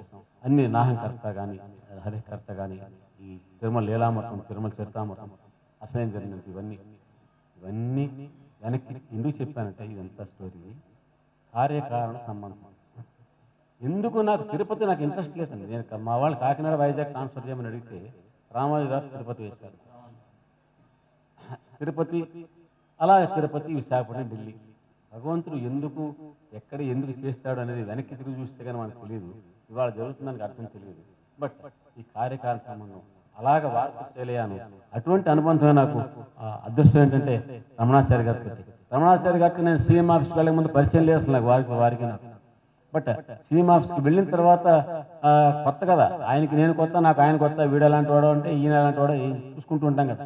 అలాంటి వాతావరణం నుంచి 1 year తర్వాత ఏవో కొన్ని కారణాల వల్ల సీఎం గారు నీకు వేరే పోస్టులు ఏదైనా వేస్తాం వల్లీశ్వర్ అన్నప్పుడు అప్పుడు రమణాచారి గారు ఈయన కల్పించుకుని వల్లీశ్వర్ని నాకు చీఫ్ ఎడిటర్ పోస్ట్ ఒకటి ఉంది ఇన్ఫర్మేషన్ డిపార్ట్మెంట్లో ఆంధ్రప్రదేశ్కి, నేనే చీఫ్ ఎడిటర్ కమిషనర్గా ఈ పోస్ట్ని వల్లీశ్వర్కి ఇచ్చేస్తాను, వల్లీశ్వర్ విల్ అని చెప్పి ఆయన బికాజ్ ఆయన అంటే ఒక మనిషిని అర్థం చేసుకున్న తర్వాత ప్రేమ అనేది ఎలా ఉంటుందో చూడండి. అలా ఒక అదృష్టం జీవితంలో ఇటువంటి వ్యక్తులతో సేల్ అవుతాం. ముఖ్యంగా పివిఆర్కే ప్రసాద్ గారితో నాకు నా యొక్క అనుబంధం అది చెప్పడం కోసం నేను కష్టపడ్డాను. నాకు జర్నలిస్ట్గా నేను మొట్టమొదటి చెప్పిందా మళ్ళీ చెప్తున్నాను. నాకన్నా అనుభవిస్తున్నారు, నాకన్నా తెలియని వాళ్ళు ఉన్నారు. బట్ ప్రసాద్ గారు తనకున్న అనుబంధం వల్ల కానివ్వండి, లేదా పెద్దల యొక్క ఆశీస్సుల వల్ల కానివ్వండి, ఈ స్వధర్మ సభ వాళ్ళు నాకు ప్రసాద్ గారి స్మారక పురస్కారం ఇవ్వాలనుకోవటం అది వాళ్ళ యొక్క ఔన్నత్యంగా పరిగణిస్తూ అందరికీ నమస్కారం. ప్రసాద్ గారు స్వధర్మ సభ పక్షాన కృతజ్ఞతాపూర్వకంగా జ్ఞాపిక శాలువతో సత్కారం. ముఖ్య అతిథిగా విచ్చేసిన గౌరవనీయులు శ్రీ వివి లక్ష్మీనారాయణ ఐపీఎస్ గారు, లక్ష్మీనారాయణ గారికి, తర్వాత గురుమాత శ్రీ దివ్యరమణ చక్రవర్తుల వారు జ్యోతిష్యరత్న,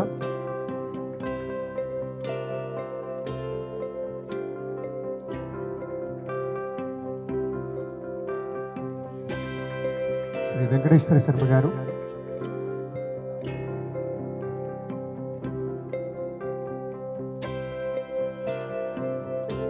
ఇంతవరకు AB6 న్యూస్ ఇది పూర్తిగా ఉచితం. ఆధ్యాత్మికం, ప్రవచనాలు, బ్రాహ్మణుల కార్యకలాపాలు, ప్రముఖుల విశేషాలు, జీవన చిత్రం, లైవ్ కవరేజీలు. మీరు చేయాల్సిందల్లా సబ్స్క్రైబ్ చేయండి, బెల్ పై క్లిక్ చేయండి. Subscribe AB6 news.